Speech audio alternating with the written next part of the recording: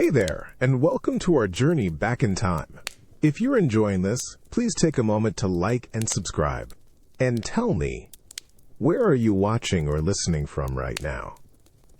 The year is 1347, and you've found yourself waking up in the heart of a medieval winter, specifically inside a monastery. The first thing that assaults you isn't the cold, though that's certainly there, biting at your exposed skin like 1,000 tiny needle-sharp teeth. No, it's a sound, a deep, resonant clang that rips through the heavy, stale air of the dormitory, vibrating through the rough timber of your bed and straight into your bones. The great waking bell. It's not a gentle summons, it's a blunt instrument, a weapon crafted to shatter the fragile shield of sleep. You flinch, your eyes snapping open to an absolute suffocating darkness that presses in from all sides. You can't even discern the outline of your own hand in front of your face, but you can feel it. The coarse, stiff wool blanket, offering only thin, deceptive comfort against the persistent chill that has seeped into every fiber of your being, from the tips of your toes to the ends of your hair. Your muscles protest, stiff and cold from hours of lying almost motionless on the meager straw mattress. Every joint aches with a dull, persistent throb, a constant companion in this life. The bell rings again, a powerful, unwavering command that leaves no room for argument, no space for the luxury of hesitation. You want desperately to burrow deeper, to find some elusive pocket of warmth that simply doesn't exist in this frigid chamber. But the sound, that insistent clang, drills into your consciousness, demanding obedience. You hear the rustle of other straw mattresses, the low creak of wooden bed frames, the soft rhythmic shuffle of bare feet on cold stone all around you. Others are already moving, propelled by the same brutal, uncompromising mercy. You swing your legs over the side of the bed, the sudden, violent contact of your bare feet with the icy stone floor an instant, brutal shock that makes your breath catch. It feels like stepping into a frozen river or plunging your hands into a bucket of ice water. A sharp intake of breath escapes your lips, a silent gasp swallowed by the vast darkness. You fumble for your coarse tunic and cowl, movements clumsy and uncoordinated in the impenetrable black. Your fingers, already numb, struggle with the simple leather fastenings, refusing to obey. The fabric is rough against your skin, a familiar scratchy embrace that offers little actual warmth, only the illusion of covering. You pull it over your head, the scratchy wool a daily reminder of your vows. The air itself feels heavy, damp, smelling faintly of old stone, damp earth, and the faint, sweet decay of human presence. Finally, the bell stops. The sudden, ringing silence that follows feels even colder, heavier, more oppressive than the clang itself. It's the silence of expectation, of immediate, unyielding duty. You stand, a reluctant ghost in the deep dark, and begin to move with the silent stream of shadowy figures toward the low, arched doorway. Your breath plumes visible, ghost-like in the frigid air, your body a protesting vessel, still sluggish from sleep, yet driven forward by an invisible force, out into the cold monastic dawn. You move, not because you want to, but because the bell has rung, and for now, that is all that matters. It's a strange, violent mercy, this sound that strips you bare of comfort, only to give you the structure to endure another day. You step out from the dormitory's cramped darkness, following the faint shuffling sounds of the others. Your bare feet, already aching from the stone floor, now tread across the even colder flagstones of the cloister walk. The air here bites deeper, sharper, carrying a damp chill that seems to cling to your tunic and sink into your bones. It's a profound, enveloping darkness, broken only by the distant, flickering gleam of a single lantern carried by the prior at the head of the procession. Its light barely cuts through the gloom, just enough to paint the rough-hewn pillars and arched passages with fleeting, dancing shadows that seem to stretch and recede with every careful step. You move in unison with the silent forms around you, a slow, deliberate march. There's no clock ticking, no chime from a mechanical device to tell you the precise hour. Here, time isn't measured by gears and springs. It's carved from the very fabric of existence by sound and light, or the profound absence of it. Your internal clock, once accustomed to the world outside, is slowly being rewired, reprogrammed by the monastery's ancient rhythm. You know, without seeing a dial, that the asterisk vigil's bell will ring again soon, marking the first of the day's 8 sacred offices. It's not just a bell. It's a living breath, marking the pulse of the day. The cold, raw stone walls press in, exhaling an ancient dampness that chills your breath. You can almost taste the dust of centuries, the lingering scent of old parchment and the faint, sweet memory of incense from forgotten rites. You pass the empty chapter house, its dark doorway like a yawning mouth, and the library, a silent promise of knowledge hidden behind heavy oak. Each step is an act of faith, guided by instinct and the communal murmur of movement rather than sight. Your body, despite its protests, has learned this path, this ritual. It knows the turns, the slight incline, the worn depressions in the stone, where countless feet have trod before yours. You enter the chapel, and a different kind of darkness greets you. It's larger, cavernous, the shadows here deeper, longer. The air is even colder, carrying the faint, comforting scent of old wood and cold stone, somehow hallowed. You find your place in the choir stalls, the hard wood a familiar embrace. You hear the rustle of robes as others settle around you, the faint, controlled coughs, the soft clearing of throats. You feel the tremor of anticipation in the air, a shared readiness. You don't need a sandglass to know that time is passing. You feel it in the slow, rhythmic beat of your heart, in the steady, controlled breathing of the men around you. You forge these moments into something tangible, each breath a silent prayer, each waiting an act of devotion. This isn't just a place. It's a living instrument, marking time with the very rhythm of human life, an enduring testament to a different way of experiencing the relentless march of moments. You wait, suspended in the dark, for the next bell to cleave the silence. It's a curious thing, this sense of time. Not something you watch on a clock face, but something you inhabit, that washes over you, shaped by the raw edges of your senses and the deep, unwavering pull of ritual. You sit in the deep, enveloping darkness of the chapel, the rough grain of the choir stall's wood pressing against your back, a familiar hardness. The profound cold still permeates everything, but now a different sensation begins to emerge, subtly filling the void left by the last bell's echo. It's the air itself, stirred by the presence of dozens of silent, cloaked figures. You can't see them, not even a silhouette, but you feel their warmth, or rather the slight eddy in the frigid air that signifies a body nearby.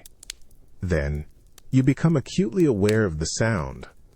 Not a loud sound, nothing jarring like the bell, but a soft, rhythmic current of life all around you. It's the collective breathing of the brothers, the slow, measured intake and exhalation of the monk on your left, a quiet whisper in the darkness. Then, another breath, slightly different in its rhythm, from the right. It's a low, almost primal hum, a chorus of hidden lungs filling and emptying, a steady, unwavering pulse beating within the vast cold stone. You find yourself unconsciously aligning your own breathing with theirs, a subtle synchronicity that binds you together without a single word. The air carries a faint, earthy scent, a mix of damp wool, old stone, and the undeniable, humble smell of human presence. It's not unpleasant, just real, a testament to bodies gathered close in the unyielding dark. You lean slightly, trying to discern a form, a shape, but the darkness is absolute. A heavy, velvet curtain draped over everything. Your hand, resting on your knee, brushes against the rough fabric of your tunic, and then, almost imperceptibly, against the edge of a neighboring robe. It's a fleeting, accidental contact, a soft pressure that quickly recedes, but it grounds you, a silent affirmation that you are not alone in this profound blackness. You feel the slight shifts in posture around you.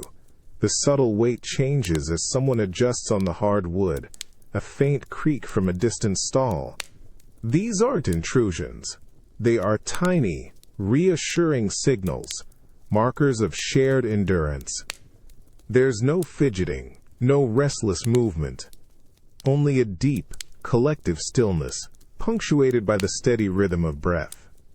It's an intimate silence, filled with the hidden life of dozens of men. You listen closely, discerning the subtle variations. A faint sigh here, a controlled clearing of a throat there, each sound a tiny window into a brother's inner world, yet none breaking the sacred quiet. This isn't the silence of emptiness. It's the silence of profound connection, forged in the absence of light and words. You are part of a singular, breathing entity, a collective spirit moving through the hours of darkness, waiting for the next bell. It makes you realize how much we rely on sight, on words, to feel connected. Here in this deep night, it's the simplest, most fundamental acts, breathing, existing, listening, that weave you into the fabric of something much larger than yourself. You are still seated in the unyielding darkness, the hard wood of the choir stall biting into the base of your spine. The deep cold hasn't lessened. If anything, it feels like it's burrowed deeper, reaching into the very marrow of your bones. The collective breath of the brothers, which moments ago felt like a comforting hum, now transforms into a subtle, pervasive pressure, an unspoken expectation. You feel a tiny, insistent itch begin just beneath your cowl, at the nape of your neck. It's small, almost imperceptible, yet it begins to consume your entire attention. To scratch it would be to break the absolute stillness, to draw attention, to disrupt the sacred communal quiet that holds you all in its grip. You try to ignore it. You focus on the chill, on the faint scent of damp stone, on the lingering echo of the last bell. But the itch persists, growing, an insidious little prickle demanding release. Your muscles, already stiff from the cold and the awkward angle, begin to protest. A dull ache blossoms in your lower back, a constant throb that seems to synchronize with your pulse. You want to shift, to relieve the pressure, to stretch your shoulders, but you dare not. You are acutely aware of the forms around you, unseen yet profoundly present. You imagine their perfect posture, their unwavering focus, their serene endurance.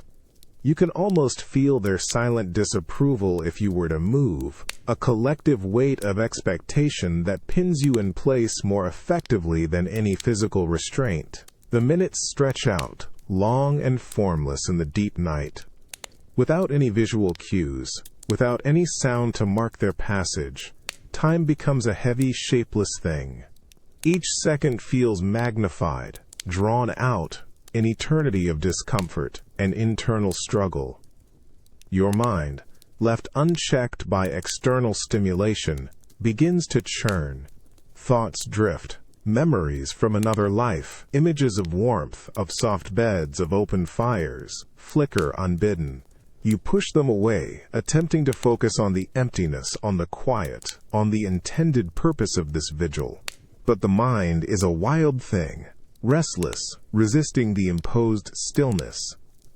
You feel a faint tremor in your knee, an involuntary twitch, a tiny rebellion from your body. You clench your hands, pressing your thumbs into your palms, trying to exert control, to impose discipline over the physical self. This isn't just a physical challenge, it's a battle of will, a silent tyranny exerted not by a master, but by the very shared act of endurance. You are held captive by the collective, by the profound discipline of many, each one mirroring the other in rigid, unyielding stillness. This isn't about faith alone. It's about sheer, stubborn resistance against the body's insistent demands, a constant striving for a stillness that feels almost unnatural. It's a powerful lesson, this experience. You realize that true stillness isn't merely the absence of sound, but the mastery of the restless self, a constant, quiet struggle against the very nature of being alive. The silence isn't truly empty, you realize it's just waiting. And then it happens. A single sound, sharp and clear, cuts through the heavy, stale air of the chapel like a thrown stone rippling a still pond. It's a footstep. Not clumsy, not hurried, but deliberate. A soft, almost hushed thud, followed by a faint, barely perceptible scrape of leather on cold ancient stone. It comes from the front of the chapel, near the altar, where the prior would be. Your head doesn't turn. Your eyes, useless in this oppressive darkness, stay fixed forward. But every nerve in your body instantly tenses, honed by the profound quiet. The sound, so utterly small in another world, here echoes with monumental significance. It's a sermon without words, a lesson delivered through the careful placement of weight. You strain your ears, trying to track its slow, measured progress, your entire being focused on this singular auditory event. Another step. Same soft thud, same faint scrape. It's moving away from the altar now, perhaps along the central aisle. Each sound a precise, unhurried declaration. The air itself seems to hold its breath, waiting for the next sound, for the next deliberate mark on the vast, dark canvas of silence.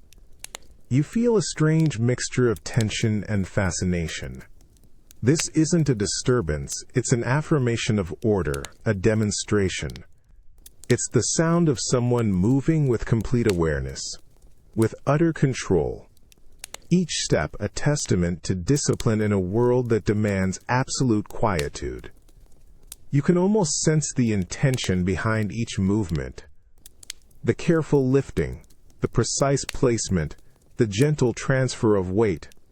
It speaks volumes about presence, about authority, about the meticulous care given to every action, even the simplest act of walking. There's a quiet authority in that sound, a profound sense of purpose. The sound recedes, growing fainter with each step, until it finally melts back into the enveloping darkness, leaving behind an even deeper silence. A silence that now feels heavier, imbued with the memory of that deliberate tread. It's a powerful reminder that even in the deepest quiet, there are still sounds, and those sounds carry immense meaning, shaping the very experience of time and space in this sacred place. It makes you realize that here, a single, perfectly placed footstep can indeed be a sermon, speaking of dedication and the profound weight of every conscious action. You remain in the profound, consuming darkness of the chapel, the biting cold of the stone stall now a familiar, if unwelcome, companion. But as your eyes remain useless, your other senses sharpen, particularly your hearing. The silence here isn't a vacuum. It's a vast, resonant chamber, a colossal instrument waiting to be played. You realize the cold stone isn't just chilling your skin. It's an immense, silent amplifier, designed to catch and cradle every whisper. You listen now not for intentional sounds, but for the unintentional ones. The subtle background hum of the ancient building itself. A faint, almost imperceptible creak drifts from somewhere high above, perhaps a shift in the centuries-old timbers of the roof, or a gentle sigh from the massive oak beams. It doesn't just fade. It travels, a tiny ripple expanding outward, bouncing off the vaulted ceilings and thick stone walls. You can almost feel its path, a fleeting ghost of sound tracing the very contours of the architecture. It's like the building itself is breathing, slowly, deeply, exhaling these minute echoes. The air, heavy and still, feels as if it carries these vibrations longer, holds them more sacredly.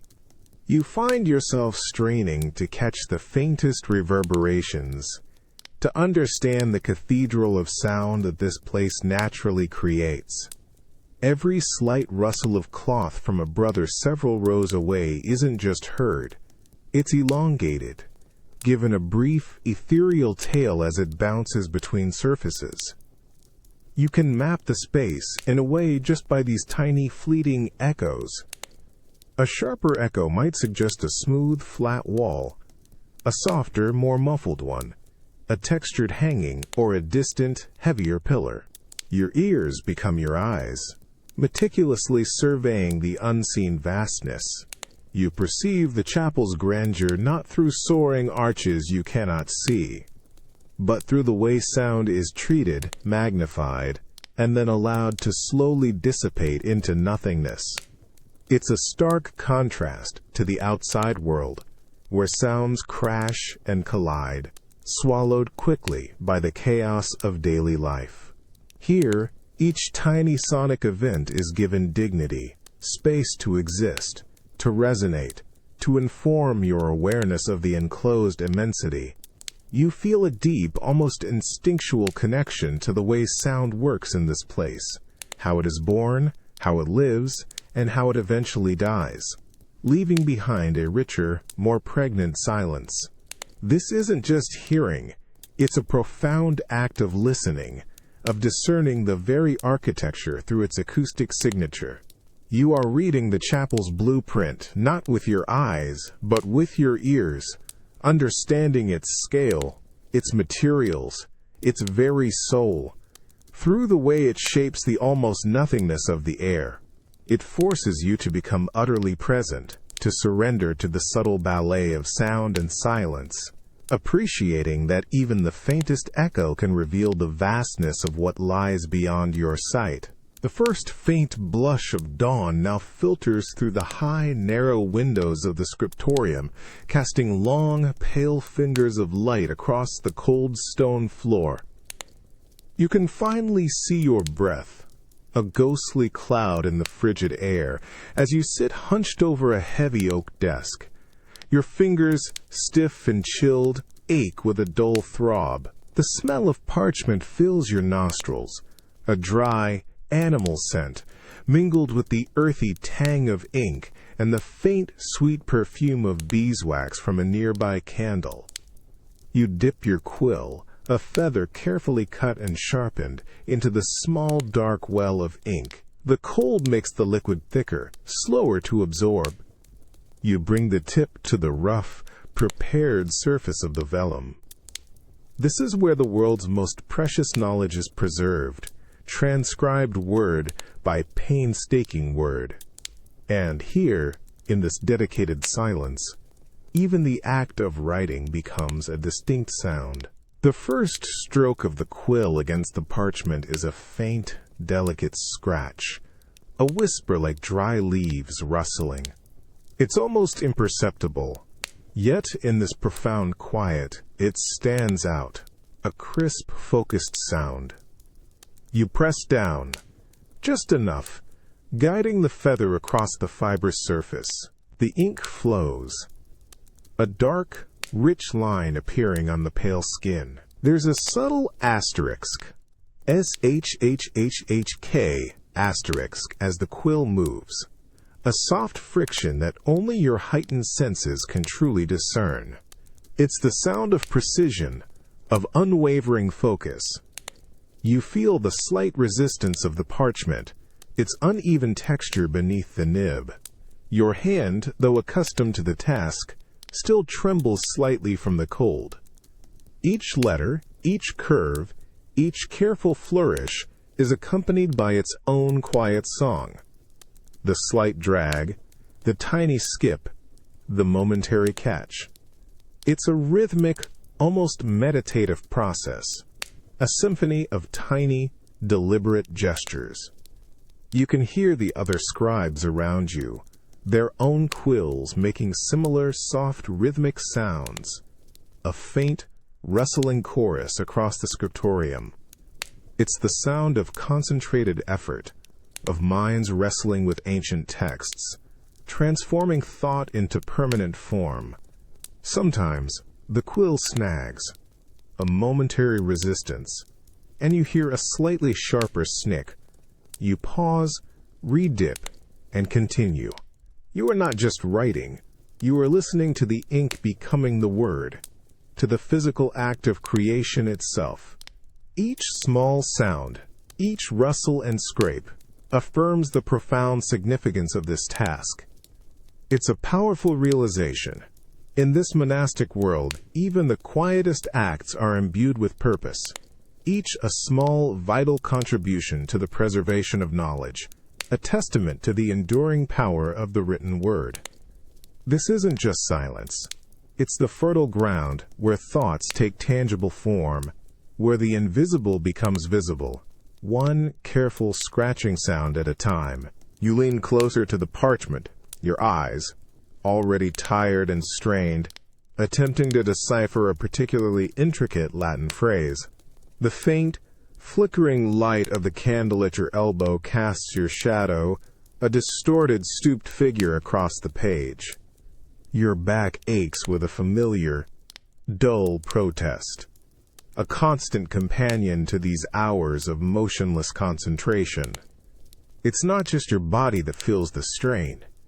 Your mind hums with an internal pressure, a quiet battle against distraction. The scriptorium isn't truly silent, not in the way a tomb is silent. Here, the profound quiet amplifies everything, making small, often ignored sounds loom large. You can hear the steady, shallow breaths of the scribe to your left, a soft, almost imperceptible rhythm that, in this state of heightened focus, becomes a distinct presence. Then there's the distant, faint thump of a book being gently closed, perhaps in the library just down the hall, or a soft, dry rustle as a page is carefully turned at another desk.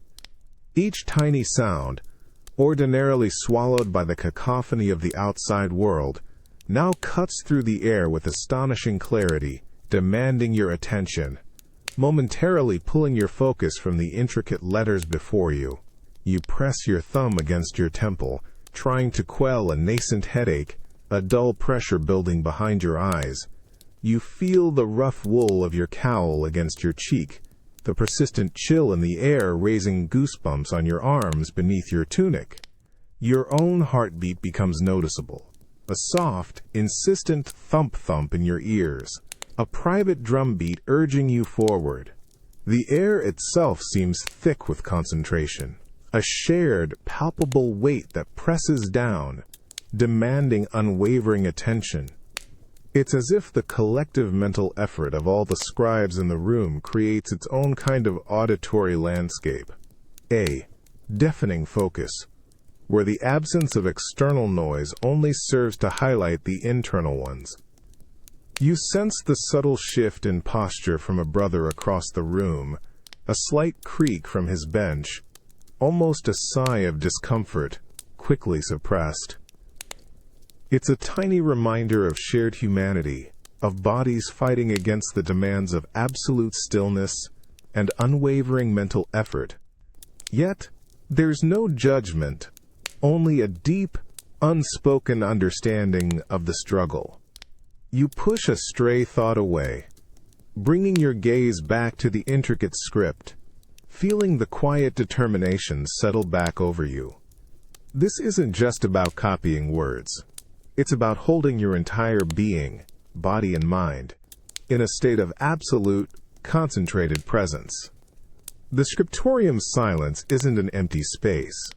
It's a crucible, forging the mind into an instrument of profound focus, where every small sound, every fleeting sensation, becomes a testament to the immense, disciplined effort required to keep the words, and the knowledge they hold, alive. The last bell has rung.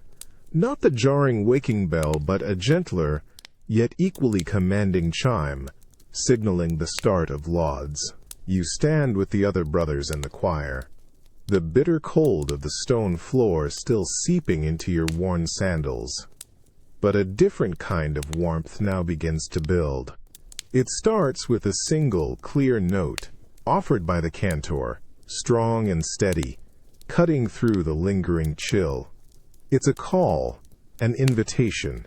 You feel the tremor of it in the air, a subtle vibration that seems to awaken something deep within your chest. Then, you take a breath, a deep, cleansing inhale, and join in. Your own voice, at first a hesitant murmur, quickly finds its place among the rising chorus. It's not about making your voice stand out. It's about blending, about becoming one thread in a rich, intricate tapestry of sound. The vibrations start low, a rumble in your sternum, then rise, filling your throat, resonating in your skull. You feel the collective power of dozens of voices, male voices, deep and resonant, soaring and intertwining, filling every inch of the vast chapel. The sound isn't just heard with your ears. It's felt, a physical presence, wrapping around you, lifting you. You close your eyes, letting the sound wash over you, through you. Your individual voice, your distinct tone, dissolves. It merges with the bass of the brother to your left, rises with the tenor of the one to your right. You are no longer just you singing.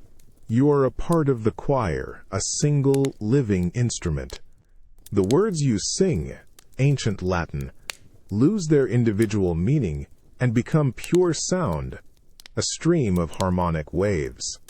You feel the chapel itself vibrate, the cold stone walls humming with the energy, holding the sound, amplifying it, then releasing it back, richer, fuller. It's an overwhelming immersion, a complete surrender. Your body moves with the rhythm of the chant, a slight sway, a subtle shift of weight. Your breath becomes synchronized with the others, a collective inhale, a shared exhale. The effort of singing, the controlled push of air from your lungs, the sustained notes, becomes a physical exertion that purges any lingering thoughts of cold or discomfort. There's no room for self-consciousness, no space for individual concerns. All of that is drowned, melted away by the sheer, encompassing power of the communal voice. You feel a strange sense of liberation, a freedom from the insistent demands of the individual self, replaced by a profound connection to something ancient, vast, and unified. This isn't just singing. It's an act of dissolution, a deliberate loss of self into the greater whole. You become sound, a resonant chamber, a conduit for something larger than any single monk. The choir's voice isn't just music. It's a living, breathing entity, and you are, for these moments, utterly consumed by it. It teaches you that true connection can be found in the obliteration of the ego, in the powerful, unifying force of a shared sound. The chant continues, a relentless wave of sound that you are both immersed in and actively creating. You feel your diaphragm contract, pushing air from deep within your lungs, a raw, demanding exertion. Your throat, already working for what feels like hours, tightens, a dry, scratchy sensation building with each sustained note. It's a physical push, a continuous effort to keep your voice strong, to maintain the precise pitch, to blend seamlessly into the soaring chorus.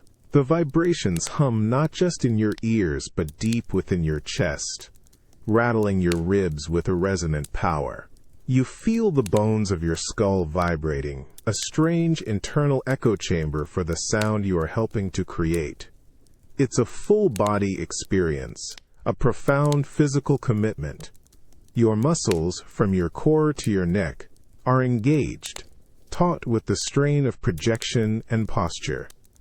You stand tall, even as fatigue begins to creep into your legs, a subtle tremor trying to take hold. You resist it, focusing on the breath, on the sound, on the collective force. A slight dryness catches in your throat, a fleeting moment of difficulty, and you instinctively swallow, a quick, almost silent action swallowed by the collective sound. The air, though cold, now feels warmer around you, infused with the heat of dozens of laboring bodies, each one pushing sound into the cavernous space. You feel a subtle bead of sweat form at your temple, a testament to the strenuous, unwavering effort. This isn't just contemplative prayer. It's a physical act of will, a muscular devotion. You glance, just for a moment, at the monk next to you, a fleeting perception in your peripheral vision rather than a clear sight. You notice the slight bulge in his neck muscles, the subtle tension around his jaw. He, like you, is pouring every ounce of physical energy into this shared endeavor. There's a silent, almost primal understanding between you, a recognition of the mutual strain, the shared discipline. You find yourself subtly adjusting your own pitch, your own volume, responding to the nuances of the voices around you, a constant unspoken negotiation of sound. Your lungs begin to ache with a dull, persistent burn, a familiar sensation from these long services. It's the kind of ache that reminds you of your own limits, and yet also of your capacity for endurance. The physicality of this sung prayer is profound, a raw, undeniable testament to the body's role in devotion. You are not just offering words. You are offering your breath, your strength, your very physical being. And in that raw, shared effort, you discover a deeper meaning to worship, recognizing that the spirit often speaks loudest through the labor of the body. You're seated on a hard wooden bench in the cloister, your hands resting on your knees, your gaze unfocused on the courtyard before you. The morning services are done, and a different kind of silence has descended. This isn't the profound, heavy darkness of vigils, nor the echoing quiet of the scriptorium. This is the silence of the noonday sun. Even in the heart of winter, when the air still bites with a raw chill, the sun, high overhead, slices through the narrow arches with a surprising intensity. A single brilliant shaft of sunlight cuts across your left arm, a stark, golden rectangle on the rough wool of your sleeve. You feel its warmth, a distinct, almost startling sensation against the cold fabric, a tiny pocket of unexpected heat in the pervasive chill. It's a sensory paradox. Your exposed hands are still numb, your feet still ache from the cold stone, yet this small patch of skin beneath the sunbeam feels alive, almost burning. The air, though cold, carries a peculiar dry quality now, a feeling that magnifies every internal sensation. And then, you notice it, the hum. It's not a sound you hear with your ears, not exactly. It's a vibration, a low, persistent thrumming that seems to originate from inside your own skull, or perhaps from the very air itself, stretched taut by the intense light. It feels oppressive, a pressure behind your eyes, a subtle buzzing that demands attention. You close your eyes for a moment, and the internal darkness is immediately assaulted by bright, dancing spots of orange and yellow, ghosts of the sun's piercing glare. The hum seems to intensify with your eyes closed, a silent drone filling the emptiness. You open your eyes again, blinking, and watch the dust motes dance in the sunbeams, tiny, almost invisible specks caught in the golden light, moving with a slow, ethereal grace. They shimmer, suspended in the stillness. Outside the cloister, beyond the immediate silence of the monastery walls, you catch the faintest, almost imagined sound of distant life. Perhaps the gentle creak of a wagon wheel on a frozen path, or the far-off call of a bird utterly muted, softened to nothing more than a whisper carried on the vast, still air. Even these distant sounds are swallowed, transformed into part of the pervasive quiet. You feel the slight tension in your jaw, the subconscious clench that comes with prolonged focus. Even in quietude, this noonday silence isn't restorative. It's demanding, a bright, unrelenting void that strips away distraction only to replace it with an almost overwhelming self-awareness. It makes you realize how powerful mere light can be, and how, in this life, even the sun, usually a source of comfort, can become a silent, insistent presence, forcing you to contend with an internal landscape that hums with its own deep, inescapable rhythm. The relentless bright shaft of midday sun still lays its stark rectangular shape across the cold flagstones of the cloister, but its warmth no longer offers any comfort. Instead, it feels heavy, an oppressive weight pressing down, radiating not warmth but a stifling, inescapable heat that seems to dry out the air.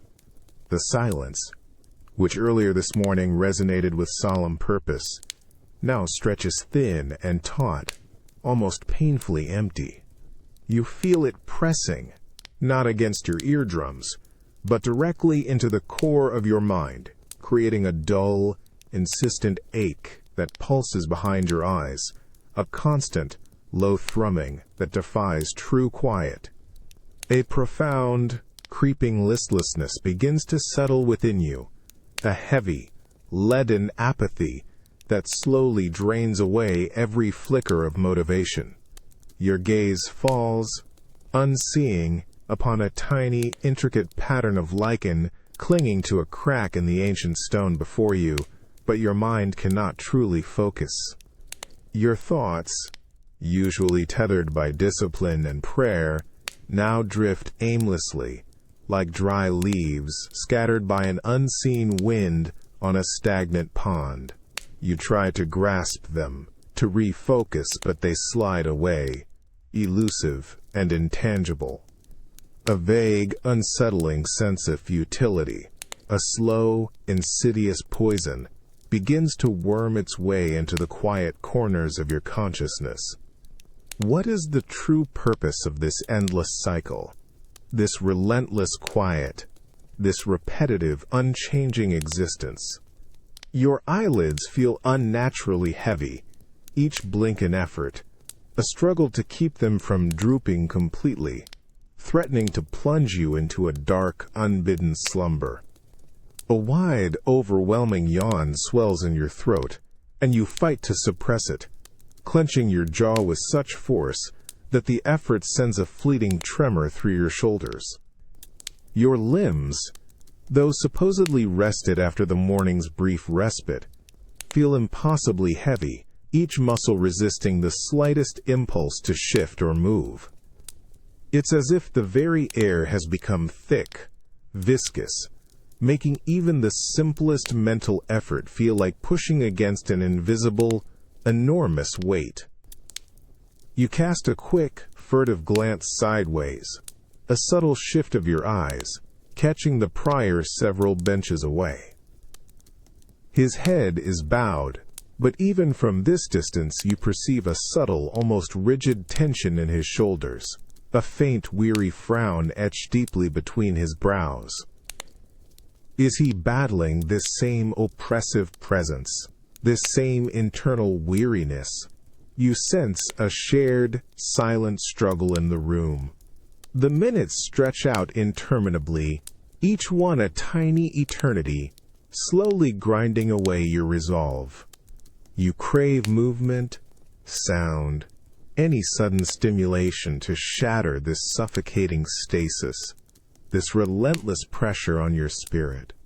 Your fingers, resting on your knees, begin to twitch almost imperceptibly, a small, involuntary rebellion from your body, a desperate attempt to break free. It feels like a silent, relentless battle within your own soul, a profound internal war waged against an adversary you cannot see, yet whose oppressive presence is undeniable. This isn't peace.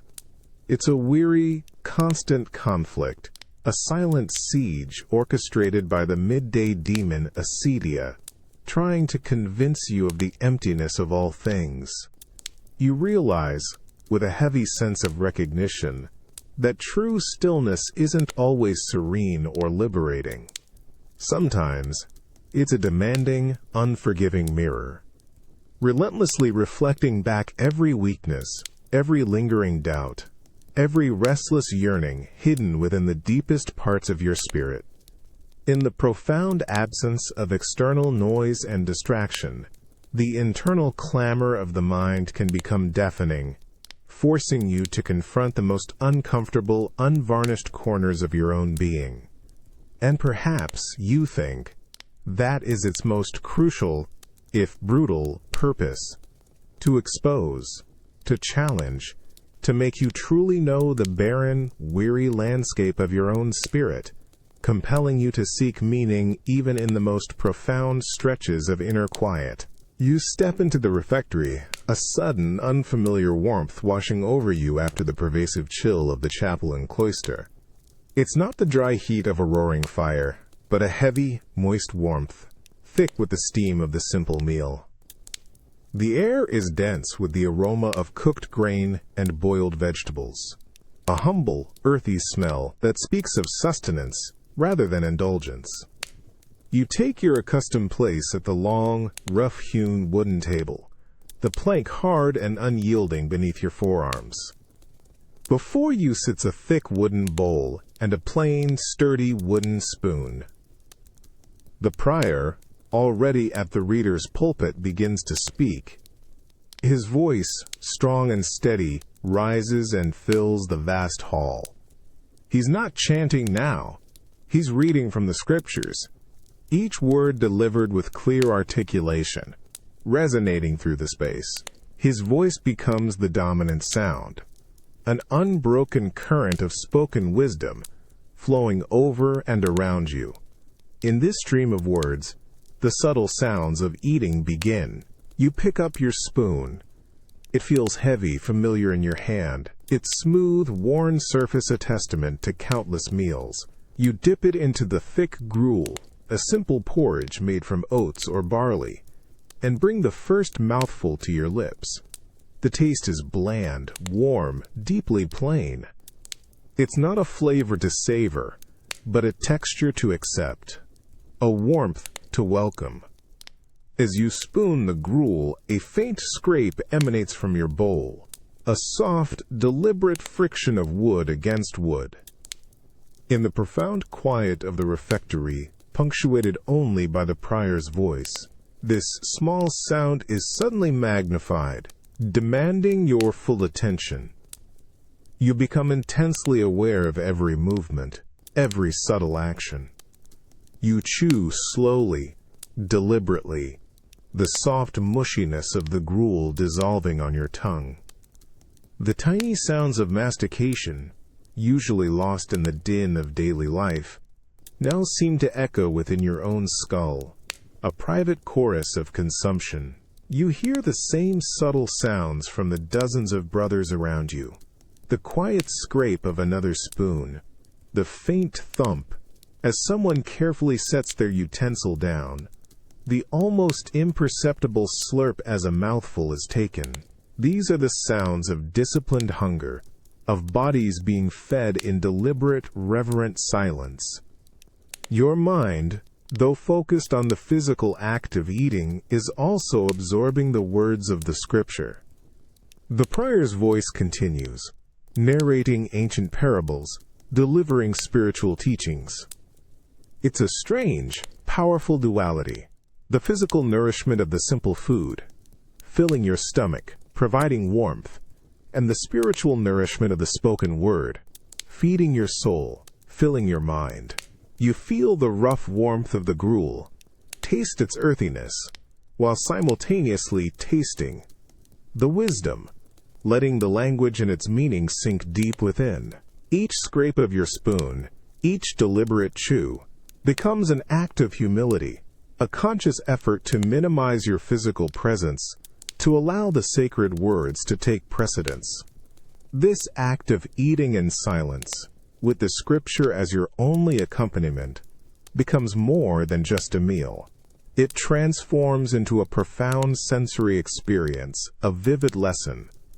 You realize that true sustenance isn't just about what enters the body, but what enters the mind and spirit.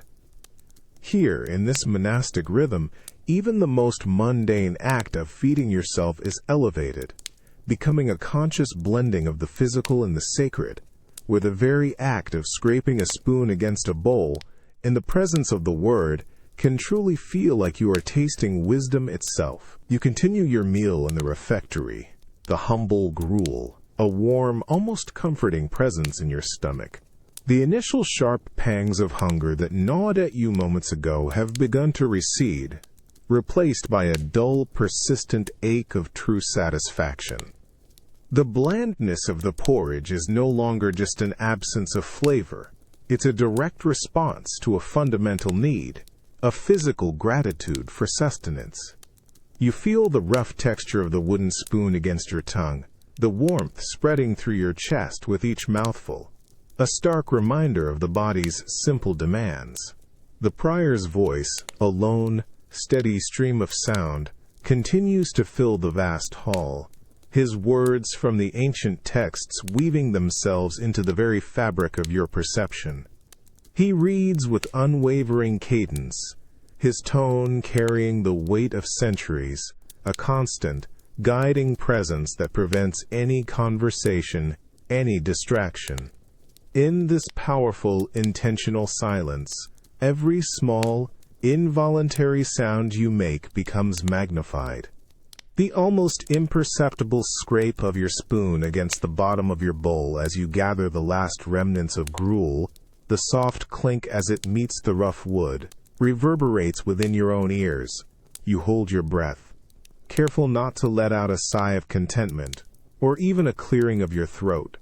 You glance fleetingly across the table, not making eye contact, but observing the subtle movements of the other brothers. The monk opposite you dips his own spoon, his movements equally precise, equally quiet. There's no hurry, no eagerness, just a calm, methodical process of eating. You see his hand, calloused and worn, lifting the spoon to his lips, his gaze fixed distantly, perhaps on the prior, perhaps lost in contemplation.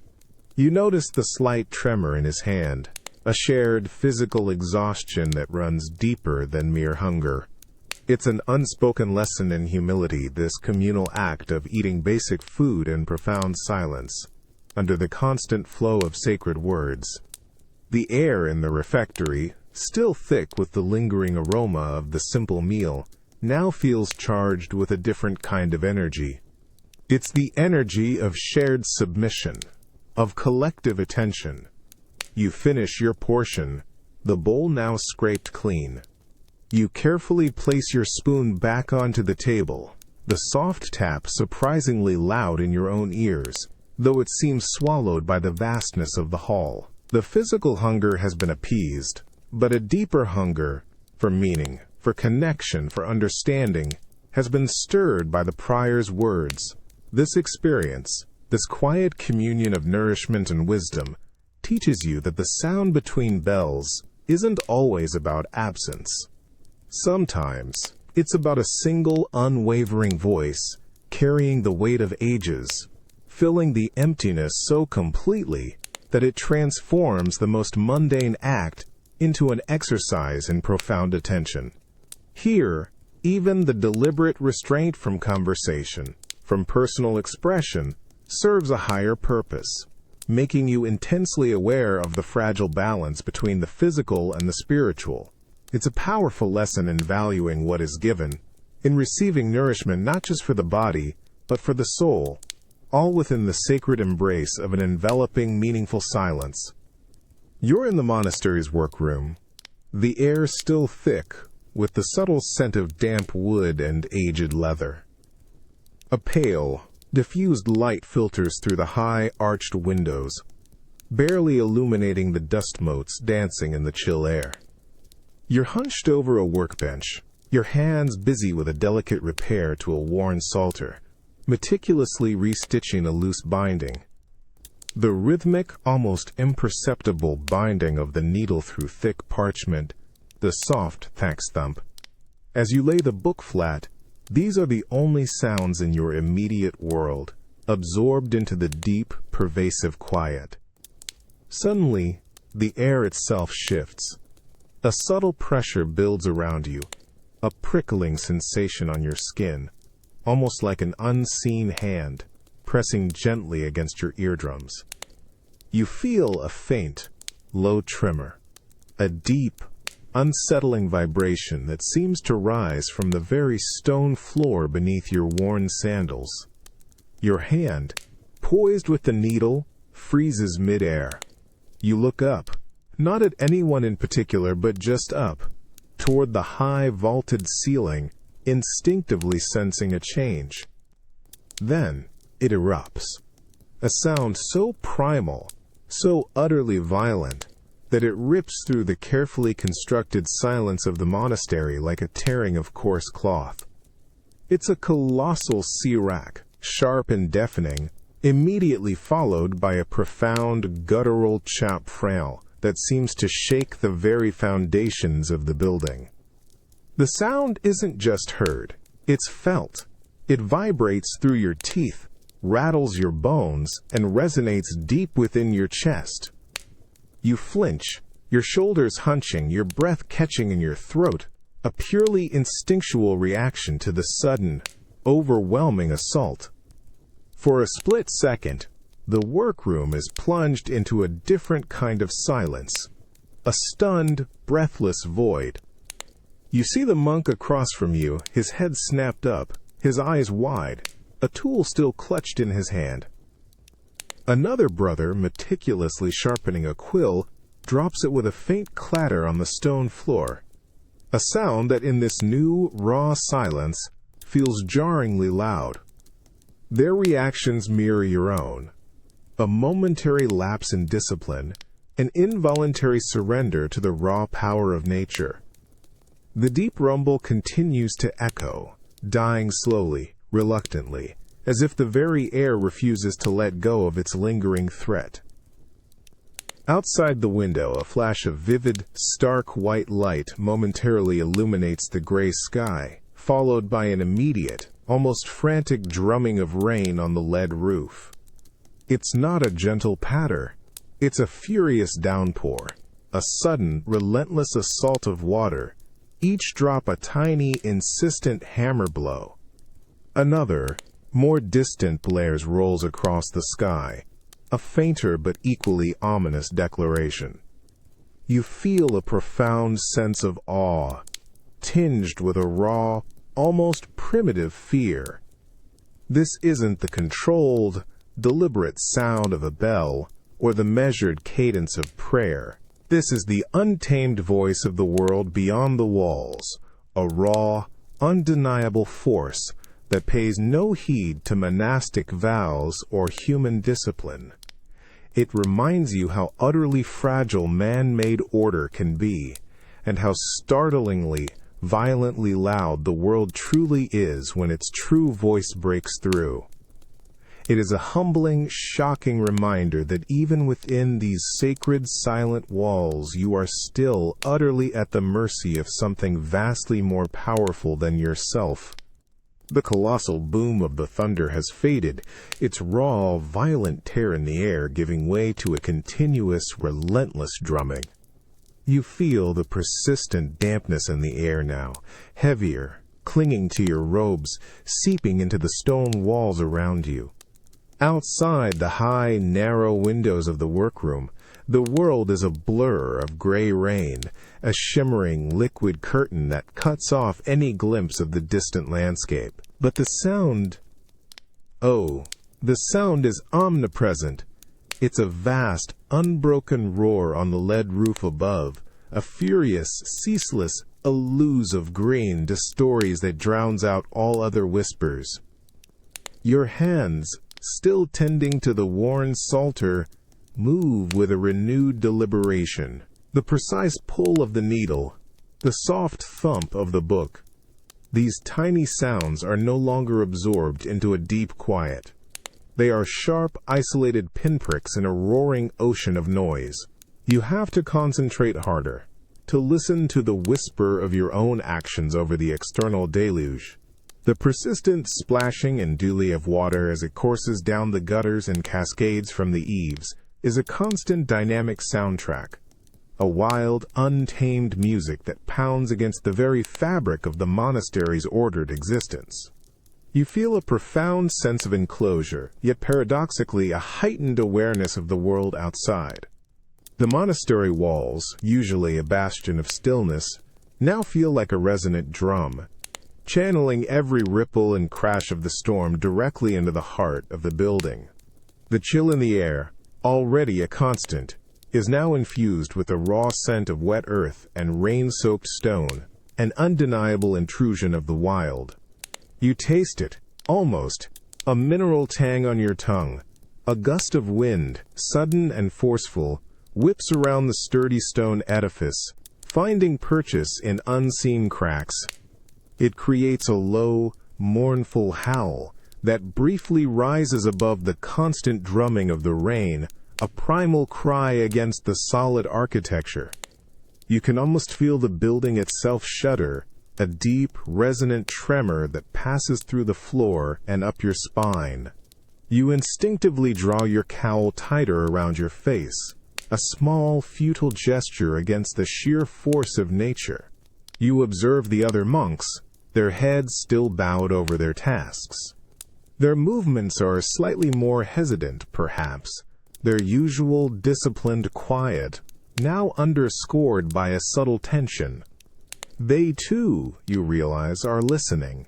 They too are enveloped by this raw, unyielding symphony of nature. This isn't the gentle, sacred whisper of monastic silence. This is the loud, insistent voice of creation itself, a chaotic, powerful force. And yet, in its very wildness, in its overwhelming presence, you feel a profound reverence. It's God's own thunder, God's own rain. And within these walls, even its untamed fury becomes a powerful, if terrifying, form of divine communication. It's a strange realization, this. The noise, this natural chaos, isn't breaking the silence so much as it is redefining it, filling the spaces between the measured bell tolls with a raw, undeniable truth. It teaches you that silence isn't just an absence of sound, but a canvas upon which different forms of sound reveal their deepest meanings. Sometimes, the most profound messages arrive not in quiet contemplation, but in the overwhelming sacred roar of the world's untamed heart. You step into the infirmary, the air immediately hitting you with a distinct, almost cloying scent. It's a bitter blend of stale herbs, damp straw, and something else. A faint, sickly sweetness that speaks of illness and decay. The usual monastic chill here is softened, replaced by a humid warmth that feels heavy, even oppressive, a deliberate attempt to keep the sick from the biting cold outside. The light is dim, shafts of weak afternoon sun struggling through small, grimy windows, painting dusty, muted rectangles on the rough plastered walls. The silence here is different, too. It's not the profound, expectant quiet of the chapel or the concentrated hum of the scriptorium. The silence is fragile, tense, punctuated by sounds that feel raw and unsettling. And then you hear it. A cough. It starts as a low, dry tickle, a faint clearing of a throat from a bed in the corner, almost imperceptible. But then it deepens, gaining a wet, rattling quality, a coarse, insistent diatachy that tears through the heavy air. It's not a controlled sound. It's a desperate, involuntary spasm, a body's painful protest. You feel a prickle of unease rise on your skin, a familiar tightening in your chest. The sound is persistent, almost relentless. You see the faint stirring of the monk in the corner, a thin, gaunt shadow beneath a coarse blanket. His body is racked by the effort, his frame shaking with each violent expulsion of air. You hear the deep, unsettling rattle in his chest, a sound like dry leaves caught in a hollow drum, wet and gurgling, a sound that promises no relief. It's a raw, visceral reminder of human frailty, of the body's vulnerability in this harsh medieval world. You stand by the bedside, helpless, observing. You can see the feverish flush on his pale skin, even in the dim light. His breath, when it comes, is shallow, ragged, punctuated by a faint, wheezing whistle. The air around him feels thick, heavy with the very essence of his illness. You reach out, almost instinctively, but hesitate, drawing your hand back. There is little to be done but bear witness, to offer a silent prayer. The cough subsides for a moment, a brief, fragile respite, leaving behind a silence that feels even heavier, more loaded with unspoken fear. But then it starts again, a renewed assault, building from a low groan to another persistent, racking series of coughs. It's a sound that doesn't just invade your ears. It penetrates your very being, a disturbing rhythm that speaks of a body battling against itself.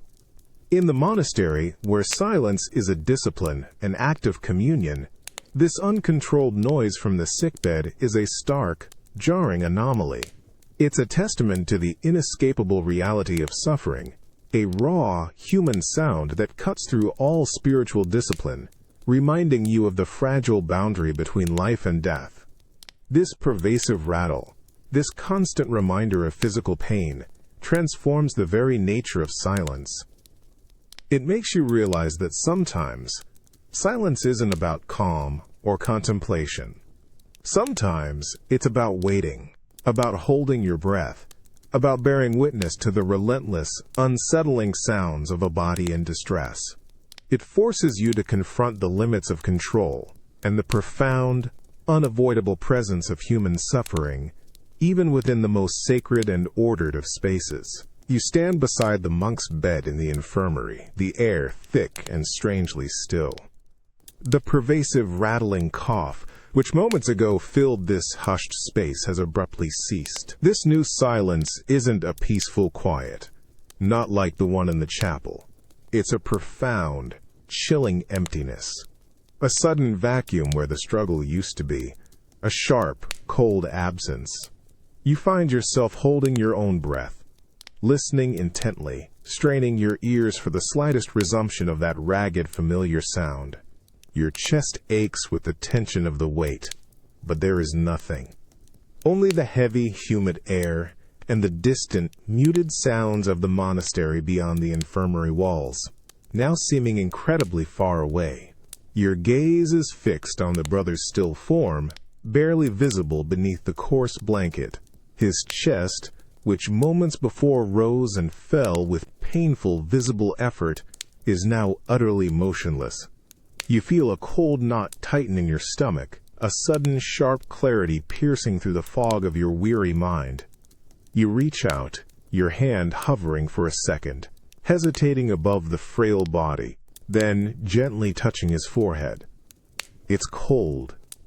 Unnaturally cold, even in this heated room. The skin feels like damp, ancient stone, surprisingly hard, a stark contrast to the feverish warmth you remember just hours ago. A tremor, involuntary, runs through your fingertips. The silence deepens, becoming absolute, suffocating. It feels as though the entire monastery has stopped breathing, holding its breath with you. You notice the infirmarian, standing across the narrow aisle, a stoic, weathered figure in his rough habit. His head is bowed, his hands clasped tightly before him. A silent, almost imperceptible tremor running through his shoulders. He doesn't move, doesn't speak, but his stillness speaks volumes, a heavy weight of shared understanding. You hear your own heart beating, a frantic, amplified drum in your ears, a stark, almost deafening counterpoint to the profound quiet that has just settled. The scent of stale herbs and illness in the air seems to sharpen, becoming almost acrid, a pungent, undeniable sensory marker of this irreversible change, stinging the back of your throat. There's a subtle shift in the air, a final, almost imperceptible release, a soft sigh of absence that you feel rather than hear. It's not a sound, but the absence of a specific, expected sound that leaves a ringing echo in your ears, an auditory ghost. The labored breath, the relentless rattle, the painful wheeze, all gone, vanished. The space that once held his struggle is now utterly empty, filled only by the heavy, waiting air, a profound void. You pull your hand back, a deep, pervasive cold now seeping into your own fingers, chilling you to the bone, a cold that seems to come not just from the body, but from the realization itself. This profound, final silence in the infirmary, this sudden void, isn't just the end of a single life. It's a stark, undeniable sermon on mortality, delivered in the quietest, most devastating way. You realize, with chilling clarity, that in the house of God, even the quietest moments can hold the most powerful truths, reminding you of the ephemeral nature of all human existence, and the ultimate, inescapable silence that awaits us all. It is a silence that defines, more than any sound, what it truly means to be alive, and what it means to be no more. It strips away all pretense, all earthly concerns, leaving only the bare, chilling fact of existence's end, forcing you to truly hear mortality in the very stillness. You sit at a heavy oak workbench in the carpentry workshop, the air cool and thick with the comforting earthy scent of freshly cut wood and old beeswax. Your fingers, calloused and accustomed to the task, move with practiced precision, steadily sanding a smooth curve into a wooden liturgical tablet. The only sounds are the rhythmic soft asterisk, SHHHHK asterisk of coarse sandpaper against stubborn grain, and the occasional, almost subliminal tap of your own knuckles against the wood as you adjust your grip. It's a purposeful quiet, broken only by the work itself. Beside you, Brother Thomas, an older monk with deep-set eyes and perpetually stained hands, is struggling. You perceive his frustration before you see it. The faint, subtle tightening in his shoulders, the momentary pause in his rhythmic sawing. Then, the almost imperceptible scrape of his saw blade hitting something hard, an insistent knot in the timber, followed by a soft, almost soundless sigh that barely stirs the still air. Your eyes, without conscious command, drift to him. He glances up, catching your gaze for a fleeting instant. His eyes, usually serene, hold a flicker of weary exasperation. He doesn't speak, of course. That would break the monastic silence. Instead, his gaze drops to the gnarled knot in the piece of wood before him, then subtly shifts to a smaller, sharper chisel lying on the bench. It's a conversation without words, a query formed by the slight movement of his head, the direction of his sight, the quiet tension in his posture. You understand. You gently set down your sandpaper, the slight cooed posture of it, on the wood muted. You reach for the sharp chisel he indicated, its cold metal surprisingly smooth against your palm. You move slightly closer, a subtle shifting of your weight on the bench, and position yourself by his side. Without a word, you take his hand, the rough, warm skin familiar beneath your own, and gently guide it, angling the chisel just so. You press down, a firm but controlled pressure, demonstrating the precise leverage needed. A tiny chip of wood breaks away, followed by another. You release his hand slowly, drawing back. He doesn't look at you again immediately. Instead, his gaze is fixed on the newly exposed grain. A faint nod of comprehension, a subtle loosening of his shoulders. You sense the shift in his resolve, the quiet understanding that has passed between you. He picks up the chisel with renewed confidence, his movements now more fluid, more assured. The rhythmic tap-tap of the mallet against the chisel resumes, steady and strong. It's a powerful experience, this wordless exchange. You realize that silence doesn't sever connection, it refines it. It forces you to look deeper, to listen with your eyes, to communicate through the most subtle gestures, the gentlest touch, the shared understanding of a task. The weight of his hand in yours, the shared warmth, the unspoken acknowledgement conveyed more than any torrent of words ever could. In this life, where audible speech is often forbidden, a simple, guiding hand becomes a conversation in itself, a profound testament to the unspoken bonds that truly connect human beings.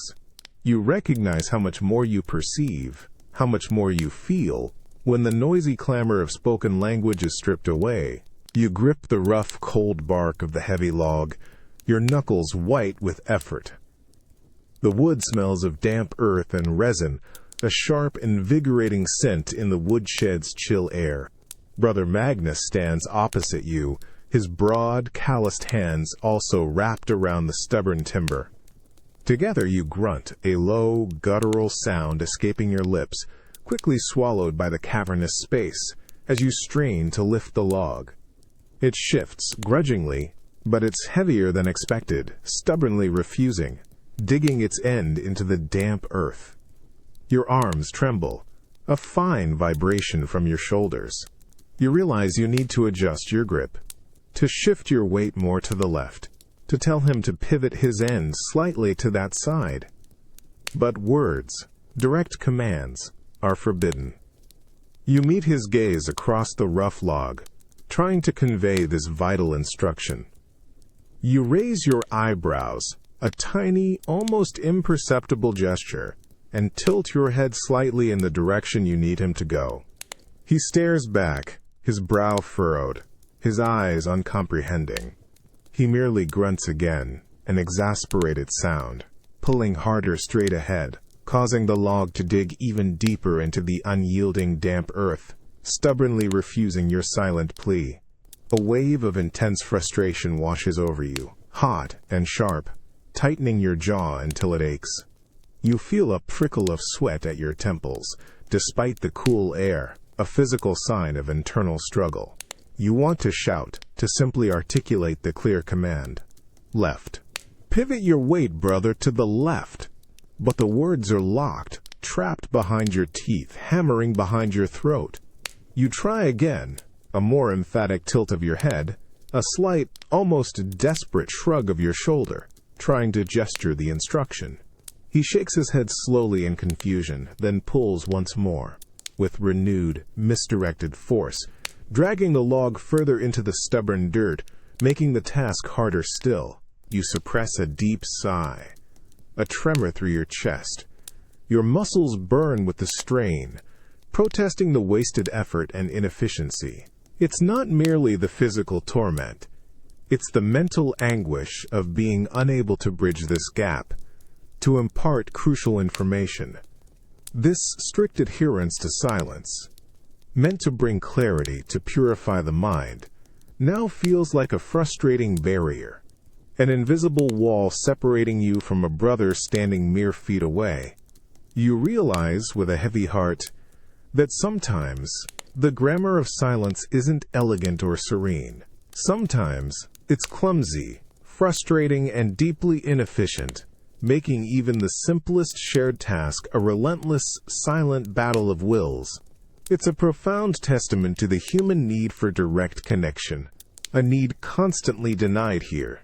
And in that denial you find a surprising, almost agonizing isolation, even amidst shared labor. You're in the monastery garden, your hands plunged into the rich, cold earth. The soil, damp and loamy, smells of decay and promise, a raw, primal scent. Your fingers ache with the persistent chill, even through the thin leather gloves, as you meticulously weed around rows of winter herbs. The only sounds are the soft rustle of dry leaves disturbed by your movements, and the faint rhythmic thump of your own blood in your ears, a steady internal drum. Then you hear it. A distinct, slow, deliberate clack, clack. It's not the sharp, clean sound of a bell, nor the raw roar of the storm. This is a different kind of sound, one that immediately shifts the atmosphere of the garden, tightening the air around you. It's the sound of hard, leather-soled boots on the stone path leading from the main cloister. Each step is perfectly spaced, measured, a powerful, unhurried cadence that immediately conveys purpose and presence. Your back, hunched over the stubborn weeds, subtly tenses. Your hands freeze in the earth, dirt clinging to your gloves. You don't look up immediately. You don't need to. The sound itself is enough. It carries a specific weight, a gravitas that only one person in this monastery consistently possesses. It's the prior. His footsteps are unmistakable, a sonic signature of authority. You feel the tremor of it in the very ground beneath your feet, a low, resonant vibration that rises up your legs and into your spine. The clack-clack grows steadily louder, closer, each step a declaration, a silent assertion of his presence. You hear the faint, almost imperceptible swish of his heavy habit, brushing against the cold stone pillars of the cloister archway. The air grows heavier, charged with an unspoken expectation. You can feel the eyes of the other monks in the garden, their own movements slowing, becoming more deliberate, more carefully controlled. A shared, silent understanding passes between you all. Acknowledge, but do not interrupt. You finally straighten, slowly, carefully, a faint creak from your protesting back swallowed by the approaching sound. You turn, keeping your gaze respectfully low. The prior stands at the edge of the path, his silhouette dark against the pale winter sky, his hands clasped before him, his posture upright and unwavering. He does not speak. He does not need to. His presence, announced by that measured, resonant tread, is enough. He simply surveys the garden, his gaze moving slowly, deliberately, over each monk, each row of herbs, each patch of disturbed earth. You feel the quiet intensity of his observation, a silent evaluation that carries more weight than any verbal inquiry. This sound of approaching authority, this rhythmic toss-clack-clack isn't a threat, but it is a demand. It's a demand for order, for discipline, for an acute awareness of your place within the monastic structure. You realize that here, in this world shaped by silence, even the most mundane sounds can become powerful instruments of communication, carrying meaning far beyond their simple acoustic properties. It's a profound lesson that authority, like everything else here, can be deeply felt, understood, and implicitly obeyed, without a single word ever being uttered. You're in the scriptorium, the familiar scent of old parchment and beeswax filling the chill air. Your fingers, stiff from hours of precise work, are carefully illuminating a capital letter on a manuscript, the tiny brush making soft, almost inaudible whispers against the vellum. The only other sounds are the distant, muted scratch of another scribe's quill, and the occasional, almost imperceptible flicker of a candle flame. It's a space where every subtle sound is magnified, carrying an unnatural weight. Then you hear it. A faint, almost delicate creak. It's a sound that doesn't belong to the building, nor to any of the tools. It's a human sound, yet one designed for stealth in a world of silence. It's the creak of a leather sandal, carefully worn, just barely protesting against the cold, hard stone of the cloister walk outside the scriptorium door. The sound is barely louder than your own breathing, yet it immediately tightens the air, pulling every ounce of your attention away from the intricate detail of your work. Your hand, holding the delicate brush, freezes mid-air. Your gaze, though still fixed on the page, becomes unfocused, your ears straining. You feel a subtle ripple move through the room, a collective, unspoken tension. The faint scratch of the distant quill ceases. Even the candle flame seems to hold its breath. This isn't just asterisk a sound. It's asterisk the sound of someone whose presence demands immediate, unquestioning awareness. It's the voice of the abbot, or perhaps the prior, making his rounds. Another creak, slightly closer now, followed by a faint, almost imperceptible drag of leather on stone. You can almost feel the presence just beyond the heavy oak door, a shadow moving with deliberate, measured steps. The sheer smallness of the sound, this almost insignificant friction of old leather, is what makes it so profoundly impactful. In this monastery, where the grand bells define the hours, it's these tiny human sounds that define the moments between the bells, shaping the very atmosphere with their unspoken messages. You subtly shift your posture, straightening your back, your hands returning to their task with a renewed, almost exaggerated diligence. You can sense the same meticulous, almost performative stillness from the other monks around you. No one dares to look up, no one dares to make a sound that would break this profound, charged quiet. The creak pauses right outside the door, then resumes, slowly fading, retreating along the cloister. The tension in the room, like a drawn bowstring, slowly slackens, a collective, silent exhalation. It's a strange form of power, you realize, one that doesn't need booming pronouncements or grand gestures. Here, in the profound, consuming silence, authority is measured in the almost inaudible creak of a sandal, the softest brush of a habit.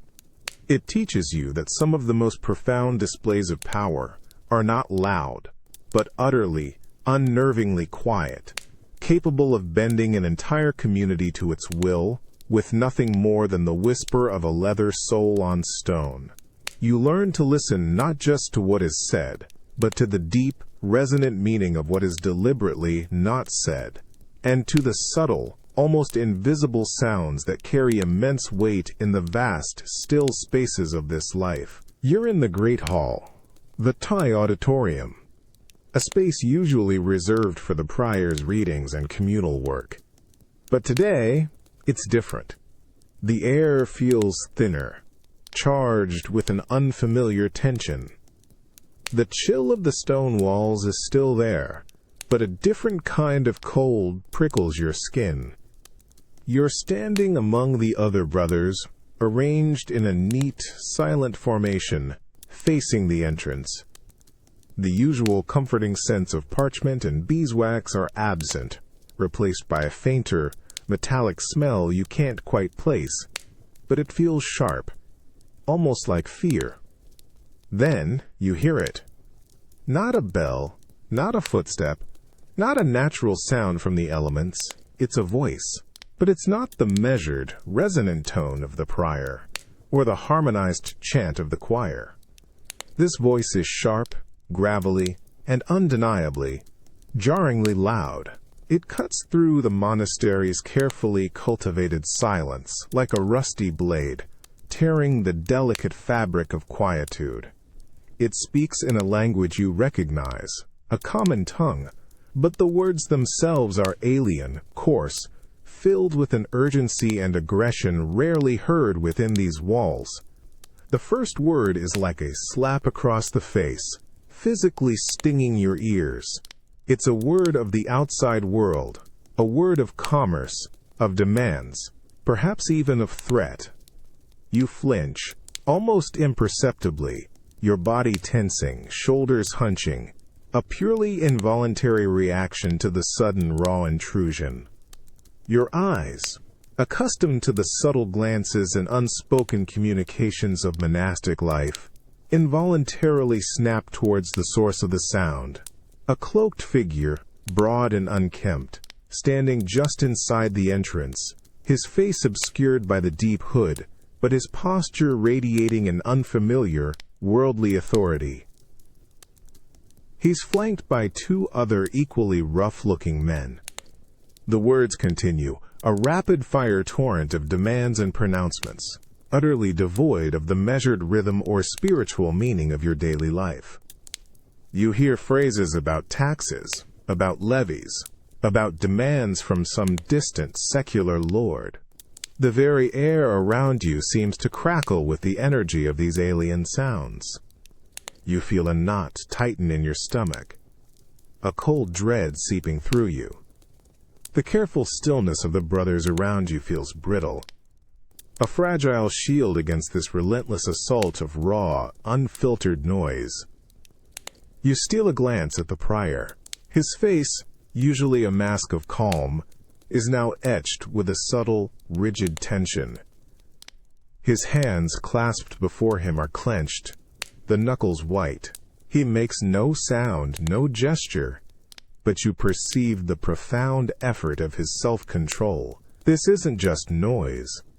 It's a disruption of your entire world, a raw, undeniable intrusion of the profane into the sacred. The very fabric of your disciplined, silent existence feels threatened, torn open by the unexpected, jarring sound of a worldly word. It's a powerful, almost painful experience. You realize that true silence isn't merely the absence of sound. It's a sanctuary, a carefully constructed barrier against the chaos and demands of the world.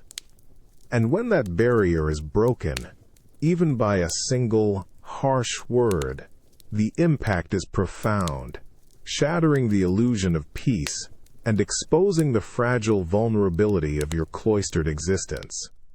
You understand, in that moment, the immense power of the unspoken, and the shocking, almost violent impact of what comes spoken when it carries the weight of an unwelcome external reality.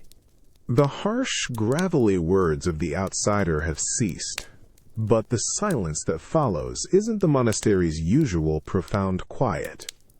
Instead, it's a charged, unstable emptiness, a hollow space filled with the lingering echoes of that jarring voice.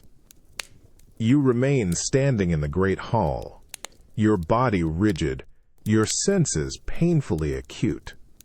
The air, which moments ago held only the subtle scents of ancient stone and beeswax, now carries a sharper, unfamiliar odor, the acrid tang of wood smoke, the dampness of the outside world clinging to rough wool, and something else, a faint, almost metallic scent of unwashed bodies and distant fear. It prickles your nostrils, a stark intrusion. The cloaked figures, the outsiders, are no longer stationary. You hear the deep, thick news of their heavy, mud-caked boots as they move, slowly, deliberately, around the edges of the hall. Each step is unmeasured, lacking the monastic cadence, a blunt, jarring sound that violates the ingrained rhythm of the monastery. There's a subtle scrape drapers per tree. One of them drags a heavy, unseen object across the stone floor. A raw, grating noise that makes your teeth clench. Your ears, accustomed to the subtle nuances of monastic sounds, are now assaulted by this unrefined cacophony, a constant, low thrum of discomfort. You feel a profound sense of vulnerability. The thick stone walls, usually a comforting embrace, now feel porous, failing to hold back the chaos of the world. You catch a fleeting glimpse, in your peripheral vision, of one of the men reaching out, his large, rough hand brushing against a carefully carved wooden pillar near the entrance. A fleeting, almost disrespectful touch. The very air around you feels colder now, not the damp chill of winter, but a sharp, invasive coldness that radiates from their presence, chilling your very soul. You feel the tremor of unease ripple through the silent ranks of the brothers, a shared, unspoken tension that tightens every muscle in your own body. Your gaze remains fixed on the prior, who still stands, unwavering, at the front. His posture is stiff, his hands still clasped, but you perceive a subtle, almost imperceptible tremor in his fingers, a silent testament to the immense internal struggle to maintain calm. The sound of muffled commands, spoken in the low, guttural tones of the outsiders, continues to drift across the hall, their exact meaning lost to you, but their harsh timbre undeniable. It's a relentless, sustained assault, not just on your hearing, but on your entire sense of order, of peace. The entire cloister's quiet, a sanctuary meticulously built over centuries, feels like it is shattering, piece by agonizing piece, under the weight of this raw, untamed noise. This sustained clamor, this aggressive, uncaring din, forces a stark realization upon you. You understand now that monastic silence isn't merely an absence of noise. It's an active defense, a sacred protective membrane against the brutal realities of the secular world. When that membrane is pierced, when the outside shatters the cloister's quiet, it's not just sound that invades, but an entire chaotic world. And in that shattering you feel the profound, undeniable vulnerability of a life dedicated to peace, exposed to the raw, unyielding demands of an indifferent world. You stand in the heart of the monastery's apiary, a small, enclosed garden tucked away behind the main kitchens. The air here, even in the depths of winter, holds a faint, sweet scent of honey and beeswax. A warm, golden aroma that feels oddly out of place against the pervasive chill. The ground beneath your worn sandals is firm, dry earth, scattered with remnants of last season's fallen leaves, their crisp, earthy smell still lingering. Around you, wooden hives, weathered and stout, stand in neat rows, silent sentinels in the weak afternoon light. The world outside these walls might be a place of harsh voices and jarring demands, but here, something else entirely fills the air. It's a sound that doesn't announce itself with a clang or a crash. It's a low, persistent hum, a deep, resonant drone that seems to rise from the very earth itself, vibrating through your feet and up into your chest.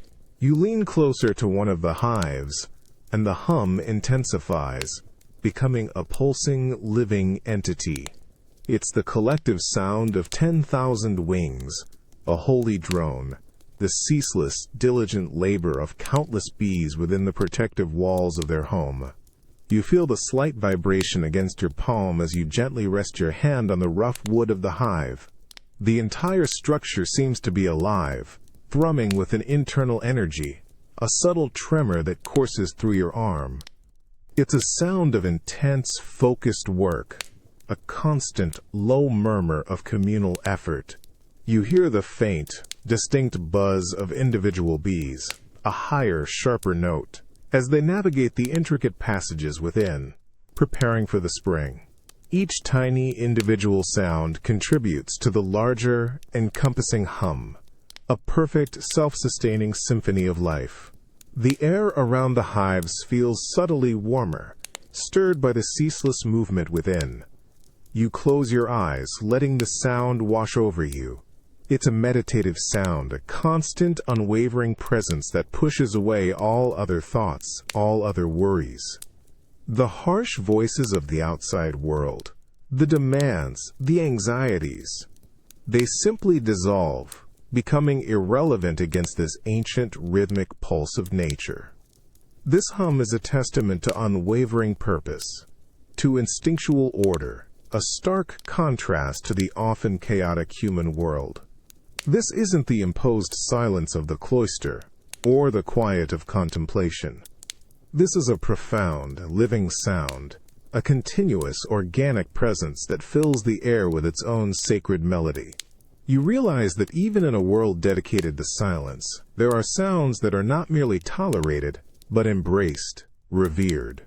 This holy drone, this ceaseless hum of tiny, diligent creatures, teaches you that the sound between bells isn't always an empty void, but can be a vibrant, living testament to life itself, a constant, quiet prayer offered by nature, reminding you of the profound, often overlooked, beauty of ceaseless, purposeful existence.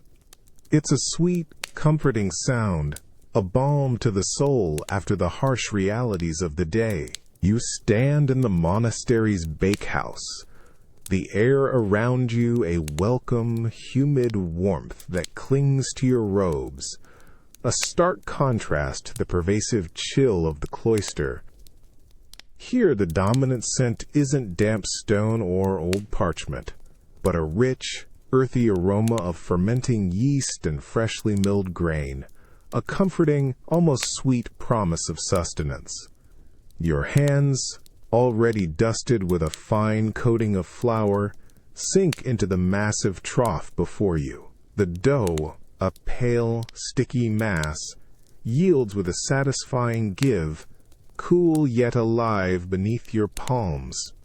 This is where the quiet rhythm of labor takes hold, transforming effort into a form of silent prayer.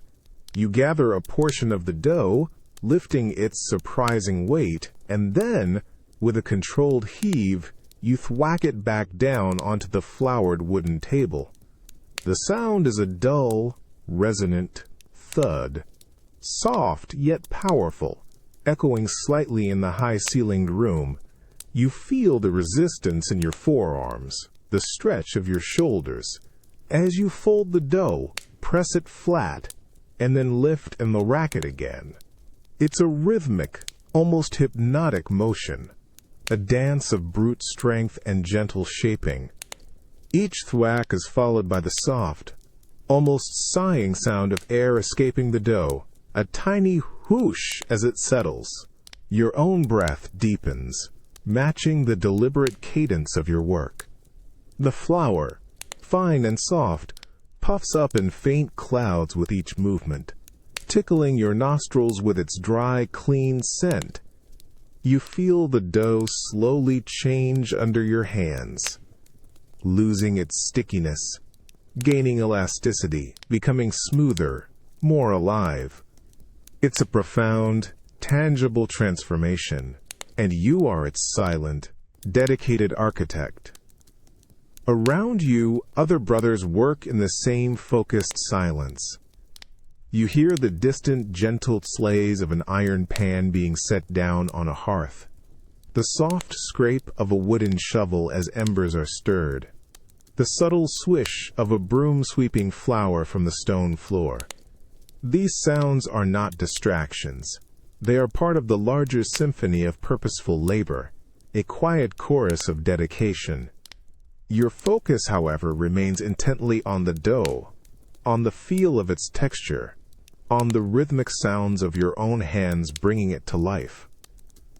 You reach for more flour, your fingers brushing against the coarse sacking of the flour sack, a dry, dusty friction. The work is physically demanding, your muscles aching with a familiar fatigue, but it's a good ache, a satisfying exhaustion that grounds you in the present moment. There's no room for wandering thoughts, no space for the anxieties of the mind. Only the dough, the movement, the breath, and the steady rhythmic sounds of creation. This deliberate labor, this silent, repetitive crafting of sustenance, becomes a profound act of devotion. You realize that worship isn't confined to chanted prayers or bowed heads in the chapel. Here, in the bakehouse, with the smell of yeast and the feel of dough, your hands become instruments, your effort aid offering. The sound of labor, the honest point of dough, the quiet scrape of a tool, becomes a constant, tangible prayer, a powerful reminder that true faith is often found not in grand pronouncements, but in the humble, dedicated work of your hands, making something real and essential from the simplest elements of the earth. It is a way of touching the sacred through the profane, a silent service rendered with every beat of your heart and every push of your muscle. You're back in your cell, the familiar, cramped space, a familiar embrace. The last bell of Compline has long faded, leaving behind a profound, almost absolute darkness that presses in from every side. The air is still and cold, carrying the faint, dry scent of old timber and straw from your mattress. You lie on your hard bed, wrapped in your coarse wool blanket, your body aching with the day's labor, yet your mind is strangely alert, refusing to surrender to sleep. The silence here is unlike any other in the monastery. It's a deep, unyielding quiet, so complete that it almost rings in your ears, a hollow resonance that seems to amplify every internal sensation. You hear the steady, rhythmic beat of your own heart, a slow, insistent drum against your ribs. Your breathing, shallow and controlled, seems loud in this vast emptiness. And then it begins. It's not an external sound, not a creak or a rustle. It's a whisper, insidious and faint, originating from somewhere deep within your own mind. It's a thought, dressed as a sound, that feels alien, seductive. It speaks of the world beyond these walls, not with the harsh demands of the tax collectors, but with a different kind of allure. It murmurs of the warmth of a family hearth, the laughter of children, the taste of spiced wine, the soft touch of a woman's hand. Each thought, each imagined sensation, comes with its own subtle, internal sound, a tantalizing echo in the vast quiet of your skull. You try to push it away, to silence this intrusive voice. You focus on your breathing, on the cold of the blanket, on the rhythm of your heart. You recite the Lord's Prayer silently, the familiar words a steady internal mantra. But the whisper persists, weaving itself through the sacred words, distorting them, twisting their meaning. It's a persistent, almost playful torment, a challenge to your resolve, a test of your vows. You feel a flush of shame rise on your cheeks, even in the absolute darkness, a silent heat that betrays your internal struggle. The imagined sounds intensify, becoming more vivid, more insistent. You hear the distant music of a lute, the clatter of a market square, the warmth of a voice calling your name, your old name, the one you left behind. These are not memories, they are temptations, projections from a restless mind, made all the more potent by the profound emptiness around you. It feels like a battle, a silent war being waged within the confines of your own skull, against an enemy that knows your every weakness, every hidden desire. This profound, personal silence far from offering peace, becomes a fertile ground for internal demons. You realize that the absence of external noise doesn't guarantee internal quietude. In fact, it often strips away the distractions, leaving you exposed to the relentless, insidious whispers of your own mind, the devil's whisper that seeks to undermine your faith, your discipline, your very soul. And in that harrowing internal battle, you understand the true, demanding nature of monastic life, where the greatest struggle isn't against the cold, or the hunger, or the hard bed, but against the ceaseless, seductive clamor of your own unquiet mind, relentlessly probed by the silent internal voice of temptation. You lie utterly still on your hard pallet, the deep, pervasive darkness of your cell pressing in from all sides. The profound silence, the kind that feels like a weight on your eardrums, is broken only by the frantic, relentless clamor within your own head. It's no longer a whisper. It's a full-blown cacophony, a jumbled assault of memories, fears, desires, and anxieties, all amplified to an unbearable pitch in the absence of any external sound. Your heart races, a frantic, insistent thump-thump-thump against your ribs, echoing the chaos within your skull. You feel a desperate need to shift, to move, to break the stifling stillness of your body, but you resist, clenching your fists until your fingernails dig into your palms.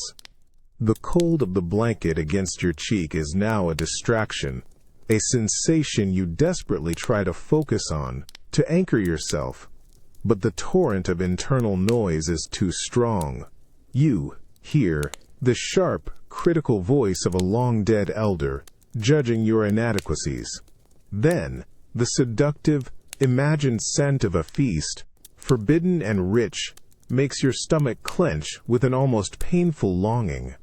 Images flash unbidden, faces from your past, moments of anger, moments of weakness, all playing out with an unsettling vividness, each one accompanied by its own internal soundtrack of regret or longing. Your breathing becomes shallow, ragged, a desperate attempt to regain control. You feel a prickle of sweat on your brow. Despite the chill, a physical manifestation of the mental turmoil.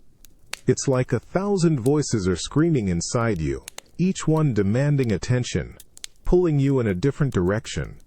You remember a passage from a text about the demons of the desert, how they assault the monks, not with physical blows, but with illusions, with the overwhelming noise of inner chaos.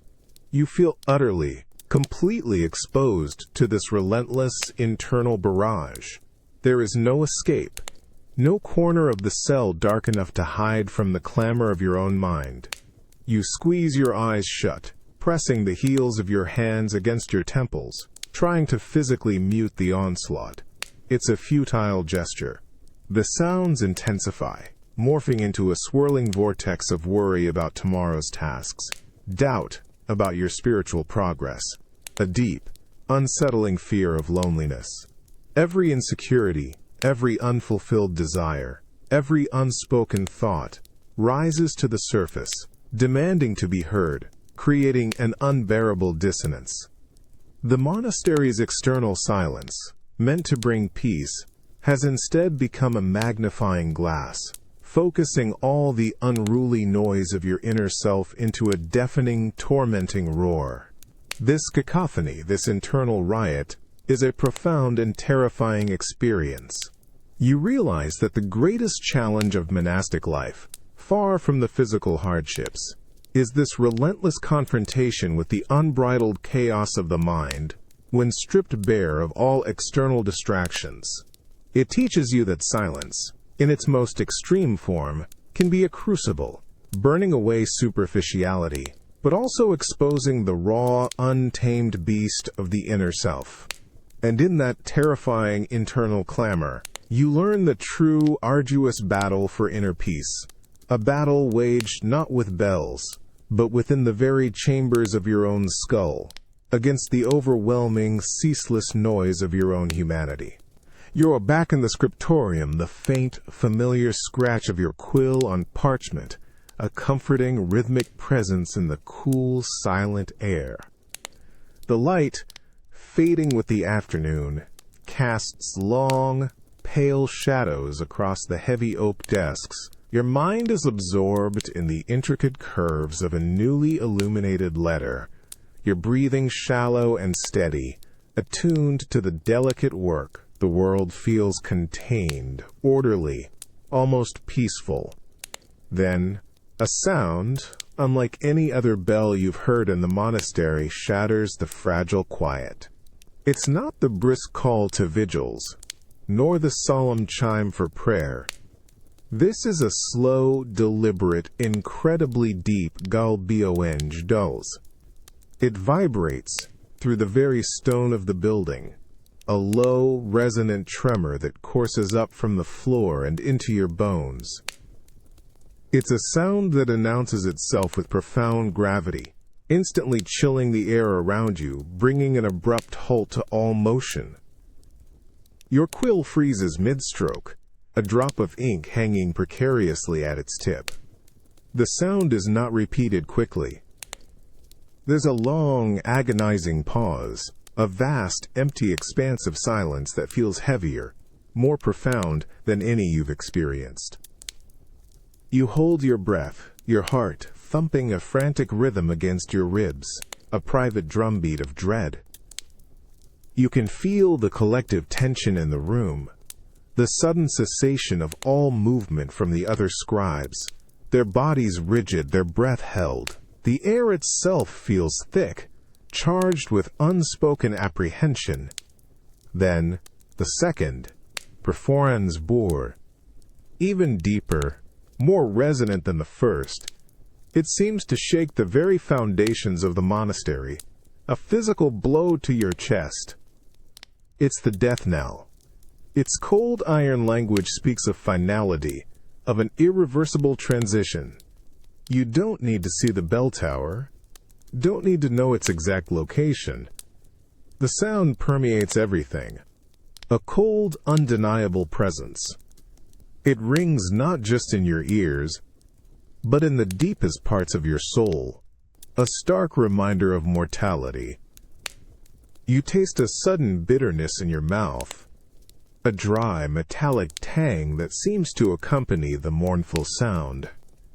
The chilling cold that has been your constant companion in this monastery now feels sharper, more acute, seeping into your very marrow. A coldness that originates not from the winter air, but from the grim message of the bell. You feel a familiar communal sorrow begin to settle over the scriptorium, a shared, silent recognition of loss. The trill rings out again, after another long, deliberate pause. A relentless, measured cadence that marks the passing of a brother, drawing out the grief with each heavy stroke. This isn't just a bell, it's a profound, mournful statement, a sound that strips away all earthly concerns, forcing you to confront the ultimate silence that awaits every living soul. You realize that in a world structured by sound, this, the slowest, most deliberate, and most resonant of all bells, carries the most profound, inescapable meaning, a chilling, unwavering declaration of the finality of existence. It teaches you that some silences are not empty, but filled with the deepest, most universal truths. The deep, slow pod of the death knell continues, each strike a heavy, deliberate blow that reverberates not just through the stones of the monastery, but through the very air you breathe. You stand still in the scriptorium, your quill long abandoned, your hands clasped tightly before you. The sound is a physical presence, a chilling vibration that seems to settle in your chest, making your breath shallow, almost imperceptible. This isn't just a signal. It's a living, breathing lament, a mournful pulse that dictates the rhythm of sorrow for the entire community. You look up, your gaze sweeping across the silent forms of the other scribes. Their heads are bowed, their postures rigid, a shared stillness that speaks volumes. No one moves, no one fidgets. The air is thick with a collective, unspoken understanding. a profound unity forged by this single, somber sound. You feel it radiating from them, this shared weight of grief, this quiet acceptance of mortality. It's as if the monastery itself has paused, holding its breath, absorbing the weight of this final farewell.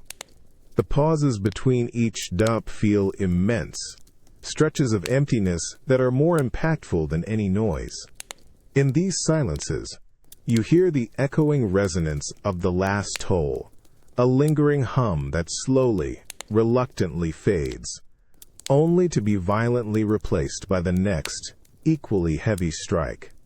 It's a rhythmic carving of time, each interval a moment for reflection, for prayer, for the painful recognition of a life extinguished.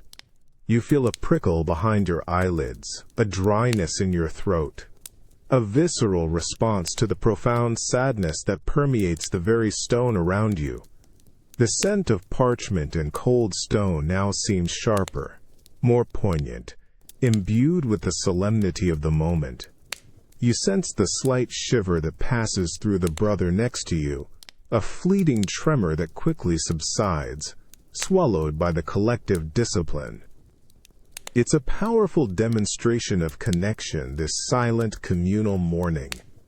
No words are exchanged, no glances of pity, only a shared, unwavering presence, a quiet solidarity in the face of death. This singular, mournful sound binds you all, creating a temporary, yet profound, tapestry of shared sorrow and contemplation. This isn't merely hearing a bell. It's asterisks experiencing the very fabric of community woven by sound. You realize that in this life, where individual voices are often suppressed, a single, somber toll can unite every soul, compelling them into a shared, silent act of remembrance. It's a profound testament to the power of shared experience, and how a raw, undeniable sound can strip away individual concerns, transforming a group of disparate men into a single, grieving body, moving as one with the heavy, inescapable rhythm of life and death. The bell doesn't just mark time, it marks the very soul of the community, resonating deep within each of you, a profound, unifying sorrow. You're in the monastery's scullery, a cooler, damper space than the main kitchens, but still holding the lingering, earthy scent of roots and raw vegetables. The flagstones beneath your worn sandals are wet and slick in places, a thin layer of cold water reflecting the weak light filtering from a single high window. Your hands, raw from the cold and the constant moisture, grasp a heavy, plain knife. Before you a thick, scarred wooden chopping block.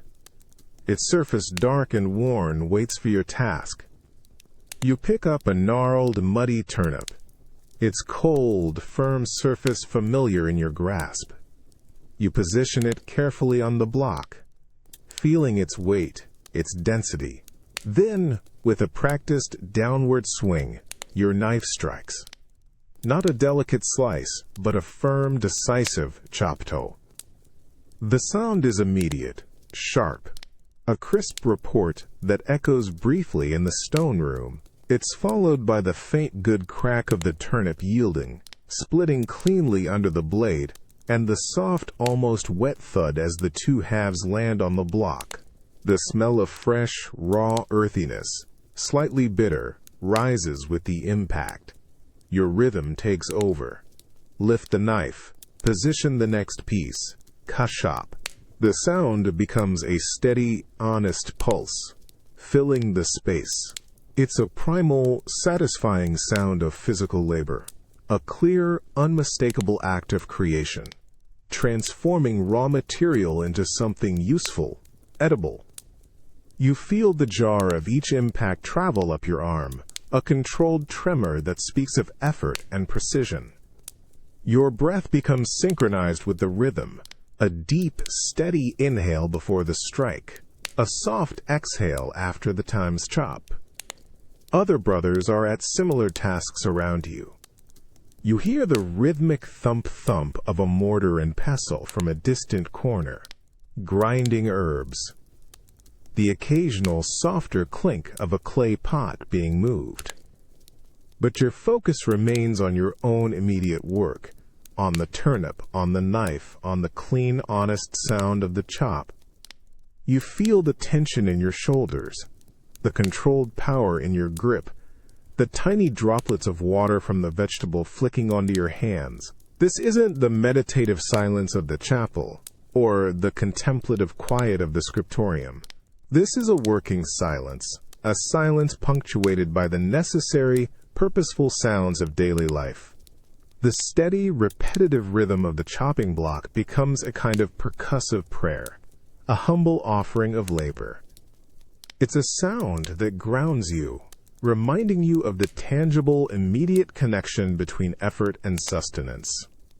You realize with a deep sense of satisfaction that silence in the monastery doesn't mean an absence of all sound, but an absence of unnecessary sound.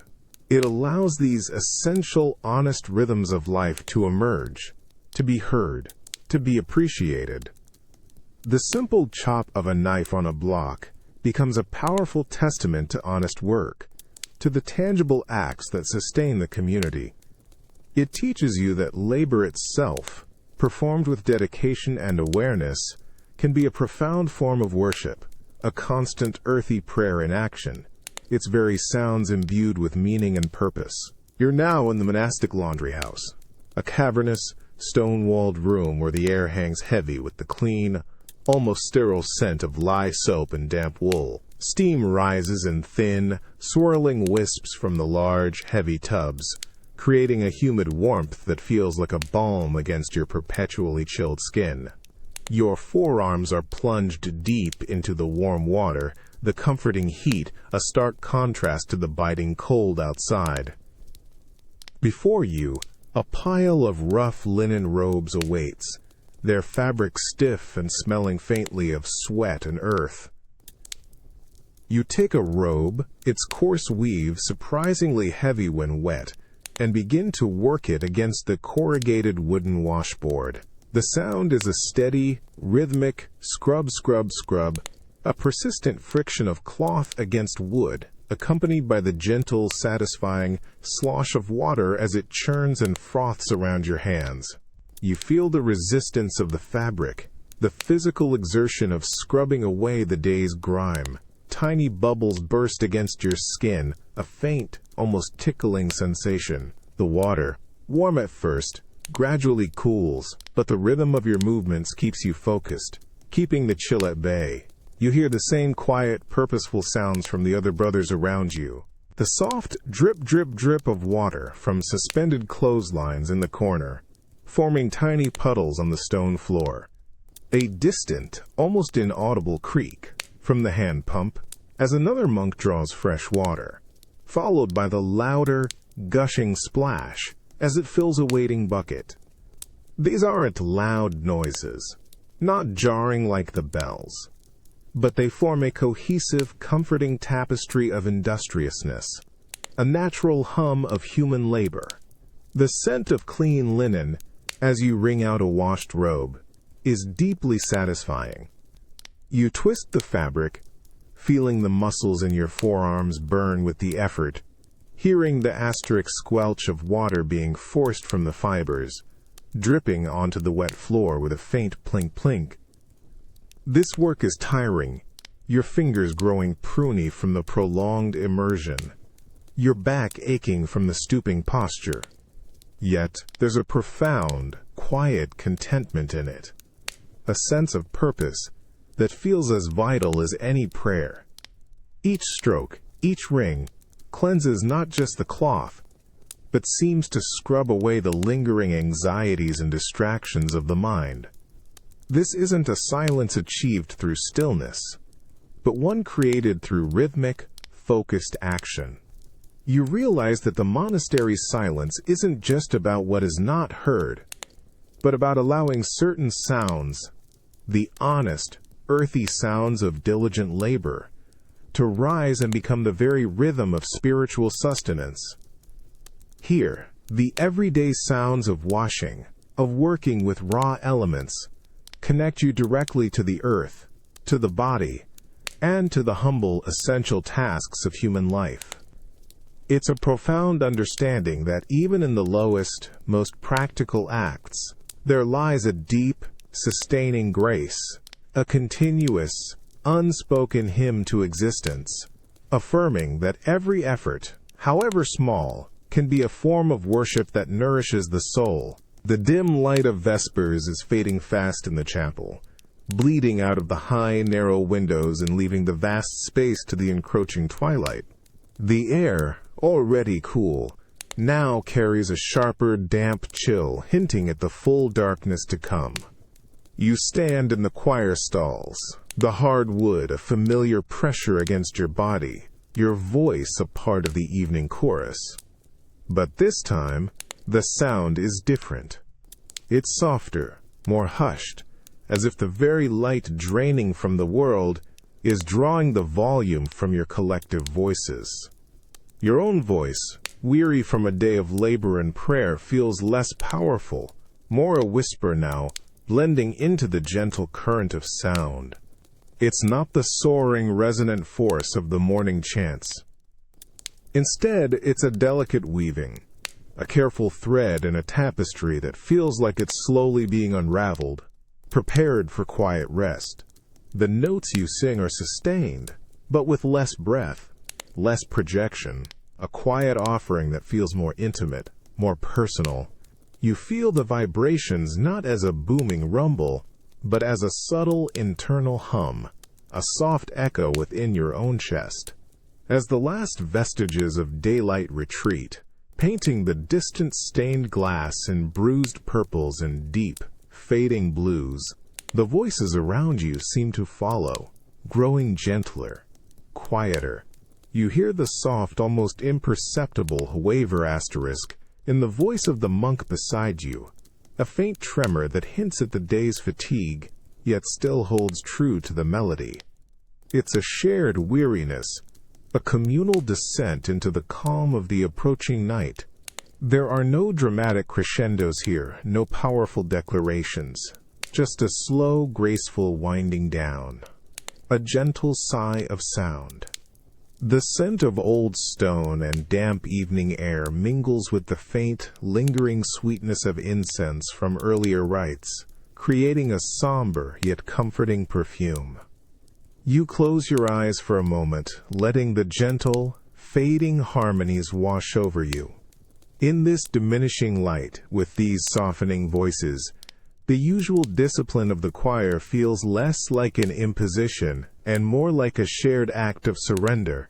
You are letting go of the day, allowing the external world to recede, carried away by the gentle receding tide of song. This particular soundscape, this quiet, fading chorus, brings a different kind of peace. You realize that just as the light must yield to darkness, so too must the grander sounds of the day soften into the hushed quiet of night. This quiet collective voice, tinged with a beautiful weariness, isn't about strength. It's about humility, about acknowledging the transition, the gentle passing of time. It teaches you that true beauty can often be found not in what is loud and dominant, but in what is soft, subtle, and willing to gracefully fade, carrying its meaning into the deeper, richer silence of the coming night. You stand in the chapel, the last, lingering notes of Vespers finally fading into the deepening twilight. The air, already crisp with the coming night, feels as if it's thickening, growing heavier, filled with the profound quiet that settles only after the last prayer of the day. The faint glow from the altar lamps casts long, dancing shadows, turning the vast stone space into a realm of hushed mystery. You can almost feel the light itself being drawn out of the world, a slow, gentle extraction. Your own voice, after the final amen, feels soft, almost fragile, having expended its energy in the evening's offering. You breathe deeply, the cool air filling your lungs, carrying the faint, sweet scent of extinguished incense, a lingering ghost of the sacred. All around you, the subtle movements of the brothers as they prepare to leave the choir stalls seem magnified in this new quiet. A soft rustle of heavy wool as a habit shifts, the faintest creak of a worn wooden bench, a low, collective sigh of release, barely audible but profoundly felt. These aren't intrusive sounds. They are part of the day's gentle closing, the world breathing its last tired breaths. Through the high, unglazed windows, you can perceive the last vestiges of daylight. A bruised purple and deep indigo streak on the horizon. The distant sounds of the outside world, which earlier might have carried a faint, muted hum, have now utterly disappeared. There's no trace of a distant cart, no faint bleat of sheep from the fields, no whispered echo of a farmer's call. It's as if the very world beyond the monastery walls has drawn a heavy blanket of silence over itself, preparing for a deep, restorative slumber. The cold that presses in from the stone walls now feels different, less biting, more a comforting embrace, inviting rest. You follow the silent stream of brothers from the chapel, their figures merging into the deeper shadows of the cloister. Each footstep, usually a quiet thud on the stone, is now almost entirely absorbed by the enveloping quiet, a soft, ethereal whisper. You feel a profound sense of peace settle within you, a deep, cleansing calm that follows the day's labor, prayer, and struggles. The cacophony of your inner self, which sometimes raged in the deeper silences, has receded, replaced by a quiet, steady hum of acceptance. This is the stillness of completion, of surrender, a deep peace that only arrives when the world itself seems to hold its breath. You realize that the profound quiet of Vespers isn't just a time for prayer.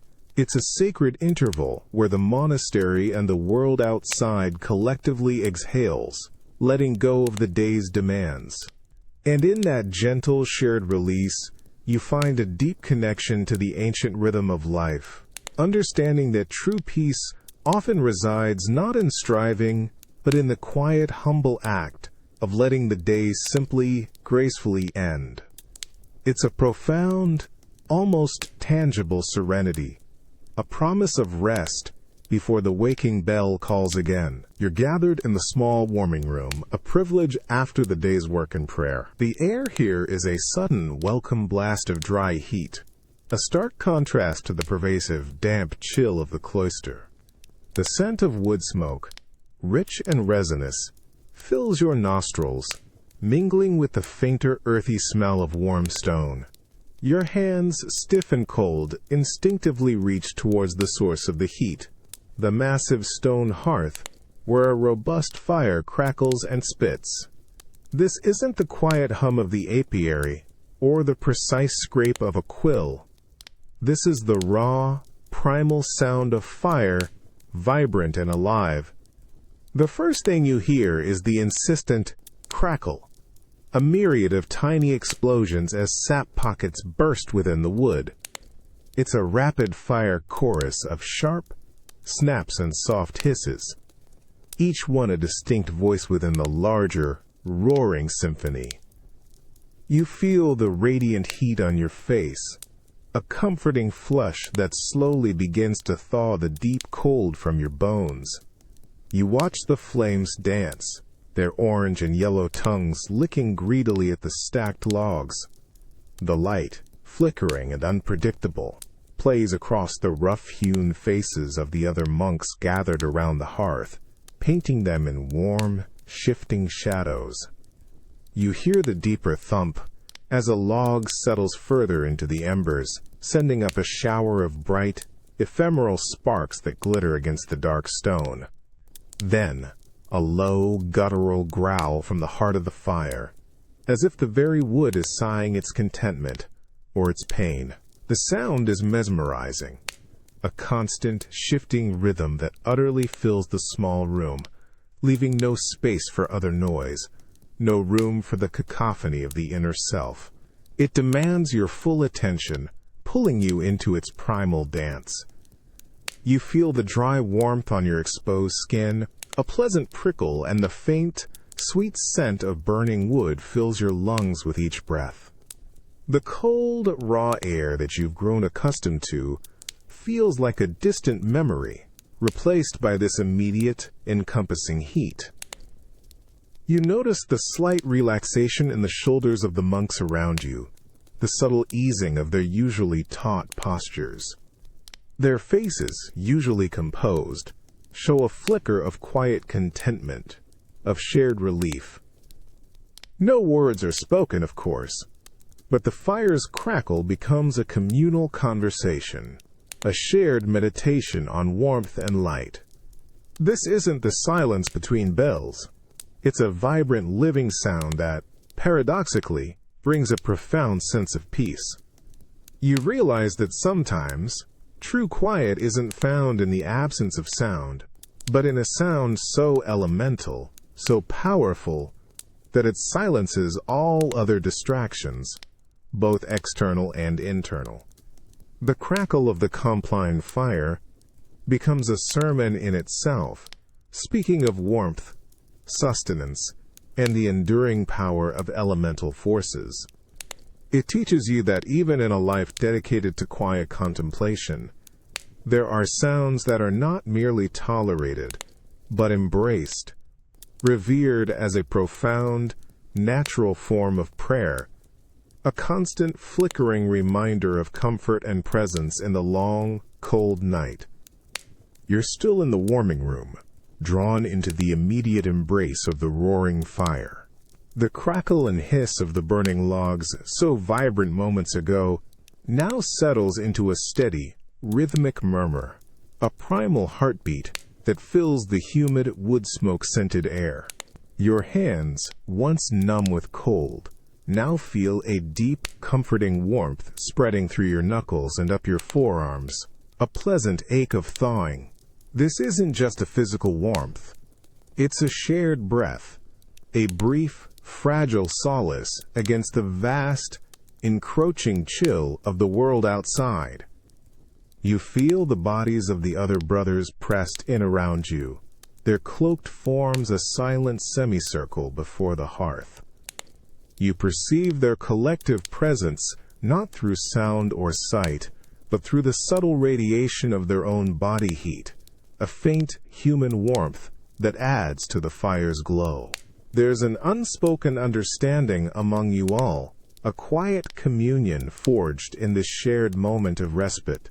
No one speaks, of course, but you hear the soft, almost imperceptible sighs of contentment, the subtle shifts of weight on the stone benches, the gentle rustle of wool as a brother adjusts closer to the heat. These are the sounds of shared human vulnerability, seeking comfort together. Your gaze drifts from the mesmerizing dance of the flames to the faces of the monks nearest you. Their features, usually etched with discipline or contemplation, are softened by the flickering light, lines of worry or weariness temporarily smoothed. You see a momentary, fleeting glimmer in one brother's eyes, a quiet ease that speaks of profound, temporary relief. You feel your own shoulders relax, your jaw unclench, the persistent tension of the day slowly melting away under the fire's persistent heat. The dry, resinous scent of the burning wood fills your lungs, each breath a deep, cleansing inhale of comfort. But even as the warmth saturates your skin, you feel the subtle, undeniable pressure of the deepening night beyond the thick stone walls. The fire's glow illuminates only this small, sacred space, leaving the vast monastery beyond in profound darkness and intensifying cold. You know this warmth is fleeting, a precious stolen moment before the final bell calls you back to the solitude of your cell, to the thin blankets and the cold, unyielding stone. You try to hold on to the sensation, to etch the memory of this communal heat into your very bones, knowing it must sustain you through the long, silent hours ahead. This shared warmth, this quiet gathering by the crackling fire, is a powerful yet transient experience. You realize that sometimes the sounds between bells aren't just about discipline or reflection. They are about these brief, precious moments of communal comfort, the simple, elemental acts that bind human beings together in the face of an often harsh world. This fleeting warmth, this unspoken solace shared with your brothers, becomes a vital fuel for the spirit, a reminder that even in the deepest, coldest silences, there are pockets of connection, reservoirs of strength to be drawn upon before the night descends completely. The last flicker of the warming room's fire has faded, and the final bell of Compline has long since echoed into nothingness. You're back in the deep, encompassing darkness of your cell, the frigid air pressing in from every side. You lie on your hard pallet, wrapped tightly in your rough wool blanket, your body weary, your mind still and receptive after the day's journey through sounds and silences. This is the great silence, the profound quiet that descends upon the monastery from Compline until the first bell of vigils. It's an absolute, unyielding absence of external sound, a total stripping away of all auditory stimulation. At first, there is nothing. Just a vast, empty void that feels almost tangible, a heavy blanket of non-sound. Then, as your other senses become utterly useless, your hearing, now exquisitely sharpened by hours of monastic discipline, begins to perceive something. It's a sound so intimately yours, so fundamental to your existence, that it's usually drowned out by the merest whisper of the world. It's your own heartbeat. The first thump is faint, almost imperceptible, a soft pulse deep within your chest. Then another, and another, growing slowly, steadily, in intensity, until it becomes a clear, rhythmic drum in your ears. It's a low, insistent, asterisk lub-dub, vibrating through your pillow, resonating in your skull, a living, pulsing presence in the absolute stillness. You feel it in your temples, a gentle throbbing, and in the tips of your fingers, a faint, rhythmic pressure. It's the sound of your own life, a raw, undeniable testament to your existence. Your breath, shallow and controlled, seems loud in comparison, a soft, almost ethereal whoosh with each inhale and exhale. The air itself feels still and heavy, carrying the faint, dry scent of old stone and the almost metallic tang of your own being. You are utterly alone in this sound, enclosed within the chambers of your own body, the universe reduced to the rhythmic pulse of your own life force. There are no external distractions, no worldly whispers, no cacophony of the inner self. Only this primal, undeniable rhythm. You close your eyes, and the sound intensifies, becoming the sole anchor in the profound darkness. It's a meditative sound, a deep, unwavering connection to the very essence of your being. In this great silence, stripped of everything else, you are left with the most fundamental truth of your existence, the ceaseless, miraculous beating of your own heart. This isn't just listening to a sound. It's a profound act of self-discovery, an intimate communion with the core of your own life. You realize that the monastery's great silence, far from being an empty void, is a sacred chamber, designed to strip away all superficiality, leaving you with the most essential, undeniable sound of all. It teaches you that true presence, true awareness, often lies not in seeking external stimuli, but in turning inward, in listening to the deepest, most honest rhythm within yourself. A constant, quiet reminder of the precious, fleeting gift of life itself.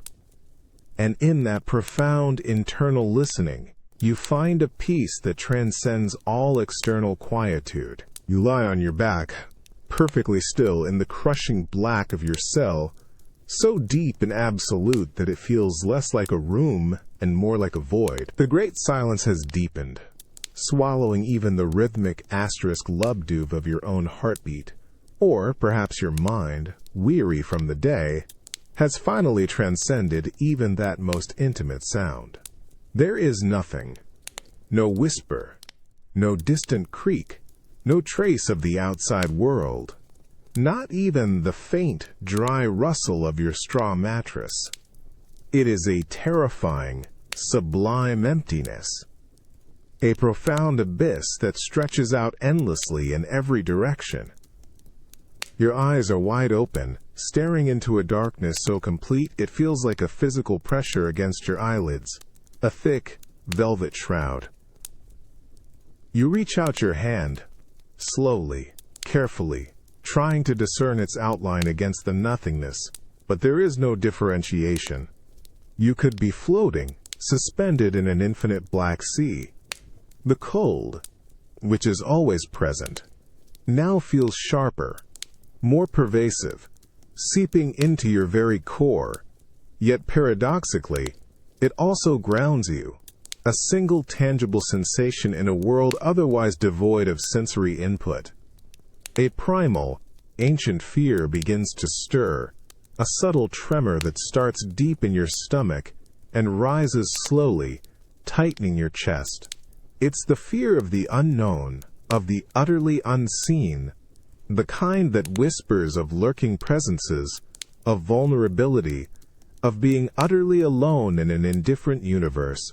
Your imagination, unchained by the absence of light and sound, begins to conjure phantoms in the vast blackness, fleeting, grotesque shapes that dance at the edges of your perception. You hear nothing, yet your mind tries to fill the void with imagined whispers, with the faint rustle of things that are not there, a desperate attempt to create meaning in the overwhelming nullity. You try to breathe deeply, to calm the racing thoughts, to assert control over the restless inner self. You focus on the rough texture of the wool blanket against your skin, the hard, unforgiving surface of your palate beneath you, tiny anchors in this ocean of nothingness.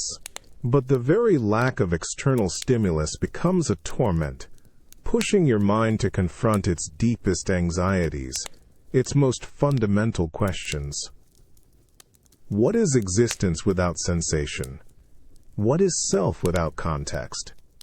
You are stripped bare, utterly exposed to the raw, unvarnished landscape of your own consciousness. The minutes stretch out, immeasurable, timeless. There is no beginning, no end, no passage of time, only this endless, consuming now. And then, a different kind of feeling emerges.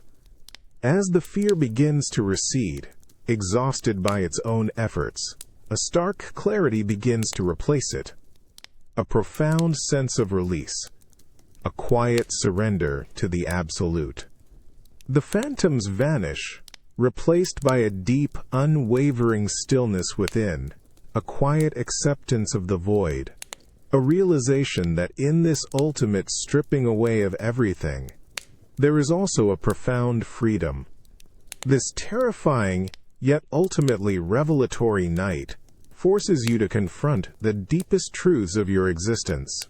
You realize that absolute darkness and absolute silence aren't just an absence. They are a crucible, burning away illusions, revealing the bare, essential core of yourself. And in that raw, unvarnished encounter, you discover a peace that lies beyond all sensation, beyond all thought, a profound, unwavering center that remains, even when everything else has been stripped away. It teaches you that some of the greatest revelations arrive not in light or sound, but in the deepest, most terrifying, and ultimately most purifying silence of absolute night. The absolute blackness of your cell still presses in, a heavy, velvet blanket. Your body, weary from the day, feels strangely light, almost detached, after the profound depths of the great silence. You lie still, suspended between sleep and waking, your mind quieted, a vast, still pool reflecting the deep, encompassing quietude. The air is cold, dry, carrying the faint, familiar scent of old timber and the faint, sweet memory of wood smoke. Then, a sound. It's not the violent clang of the waking bell, not the mournful toll of the death knell. This is a different kind of bell, a gentler, yet equally insistent summons.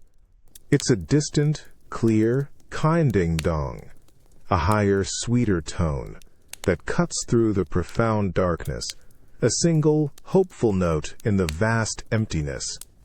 It's the bell for matins, the call to the longest and most central prayer office of the monastic day, the one that precedes the dawn. You feel its vibration deep within your chest, a gentle tremor that stirs you, drawing you slowly, deliberately, from the depths of sleep. You flinch, not from pain, but from the sudden, clear intrusion into your internal stillness. Your eyes, already accustomed to the absolute darkness, remain open, fixed on the unseen ceiling. You hear the bell again, a steady, measured so ding-dong, ding-dong, each chime perfectly spaced, a rhythmic counting of moments, gradually drawing you back to the external world. The sound, while not harsh, carries an undeniable authority, a gentle command that leaves no room for lingering in the comfort of sleep. You swing your legs over the side of the bed, the familiar shock of cold stone against your bare feet, a sharp, grounding sensation that pulls you fully awake. You fumble for your coarse tunic and cowl in the impenetrable darkness, your fingers, still stiff from the cold, moving with a practiced, almost automatic grace. The fabric is rough against your skin, a familiar, scratchy embrace that now feels less like a burden and more like a comfort, a daily uniform for the journey from internal quiet to communal worship. You hear the faint, soft rustle of other brothers around you, the low creak of their bed frames, the quiet shuffle of bare feet on cold stone. They too are responding to the bell's gentle, insistent call, rising from the profound stillness of the great silence. The air in the dormitory feels thick, humid with the collective presence, smelling faintly of human warmth and damp wool. You move with the silent stream of shadowy figures, propelled by the bell's unwavering summons, out into the pre-dawn darkness of the cloister. This bell, the one before the dawn, brings a unique experience. It's a bridge between the absolute quiet of the night and the communal sounds of the day. You realize that Matins isn't just a prayer, it's a reawakening, a gentle drawing back from the depths of self into the shared rhythm of community. This particular sound, this soft ding-dong before the first light, doesn't break the peace. It gently shepherds it, transforming it into a renewed sense of purpose. It teaches you that true silence isn't just about escaping the world's noise, but about cultivating an internal receptivity, a readiness to listen for the gentle calls that guide you back to the living world, renewed and prepared to face the light. You move through the pre-dawn darkness of the cloister, your bare feet making soft, almost inaudible scuffs on the cold stone. The matins bell, its gentle cold ding-dong, a faded memory now, still hums a faint echo in the back of your mind, a lingering vibration that stirs a deep, quiet resolve within you. The air is sharper here, carrying the raw, earthy scent of damp stone and a hint of the winter frost still clinging to the courtyard.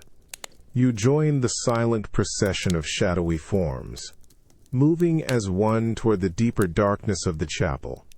As you walk, each measured step on the worn flagstones becomes a quiet meditation. Your mind, no longer battling the devil's whispers or the cacophony of the inner self, traces the journey of a day, a lifetime, spent in this profound, intentional quiet. You recall the brutal clang of the waking bell, a violent mercy that ripped you from sleep, yet forged the very concept of time. You remember the shared breath of your brothers in the deep dark, a silent testament to connection. The tyranny of stillness, the sharp itch of a discomfort you dared not scratch, yet endured.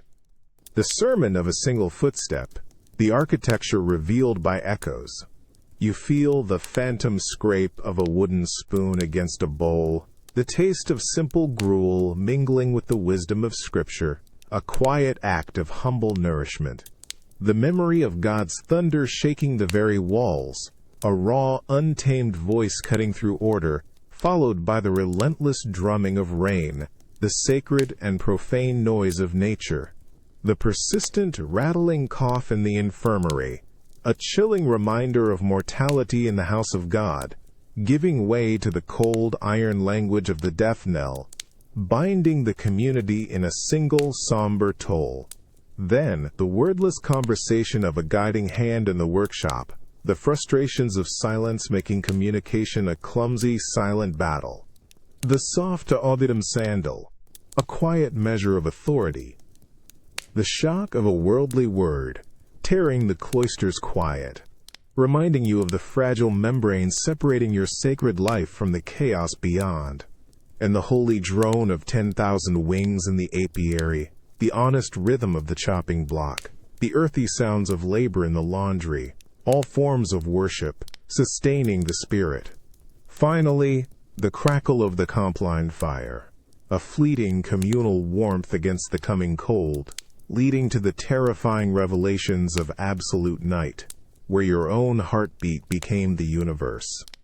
All these moments, all these unique silences and specific sounds, now converge into a single profound understanding. Your life here, you realize, is not measured in sunrises or seasons, but in the spaces between the bells, in the rich, vibrant tapestry woven by the absence of ordinary noise.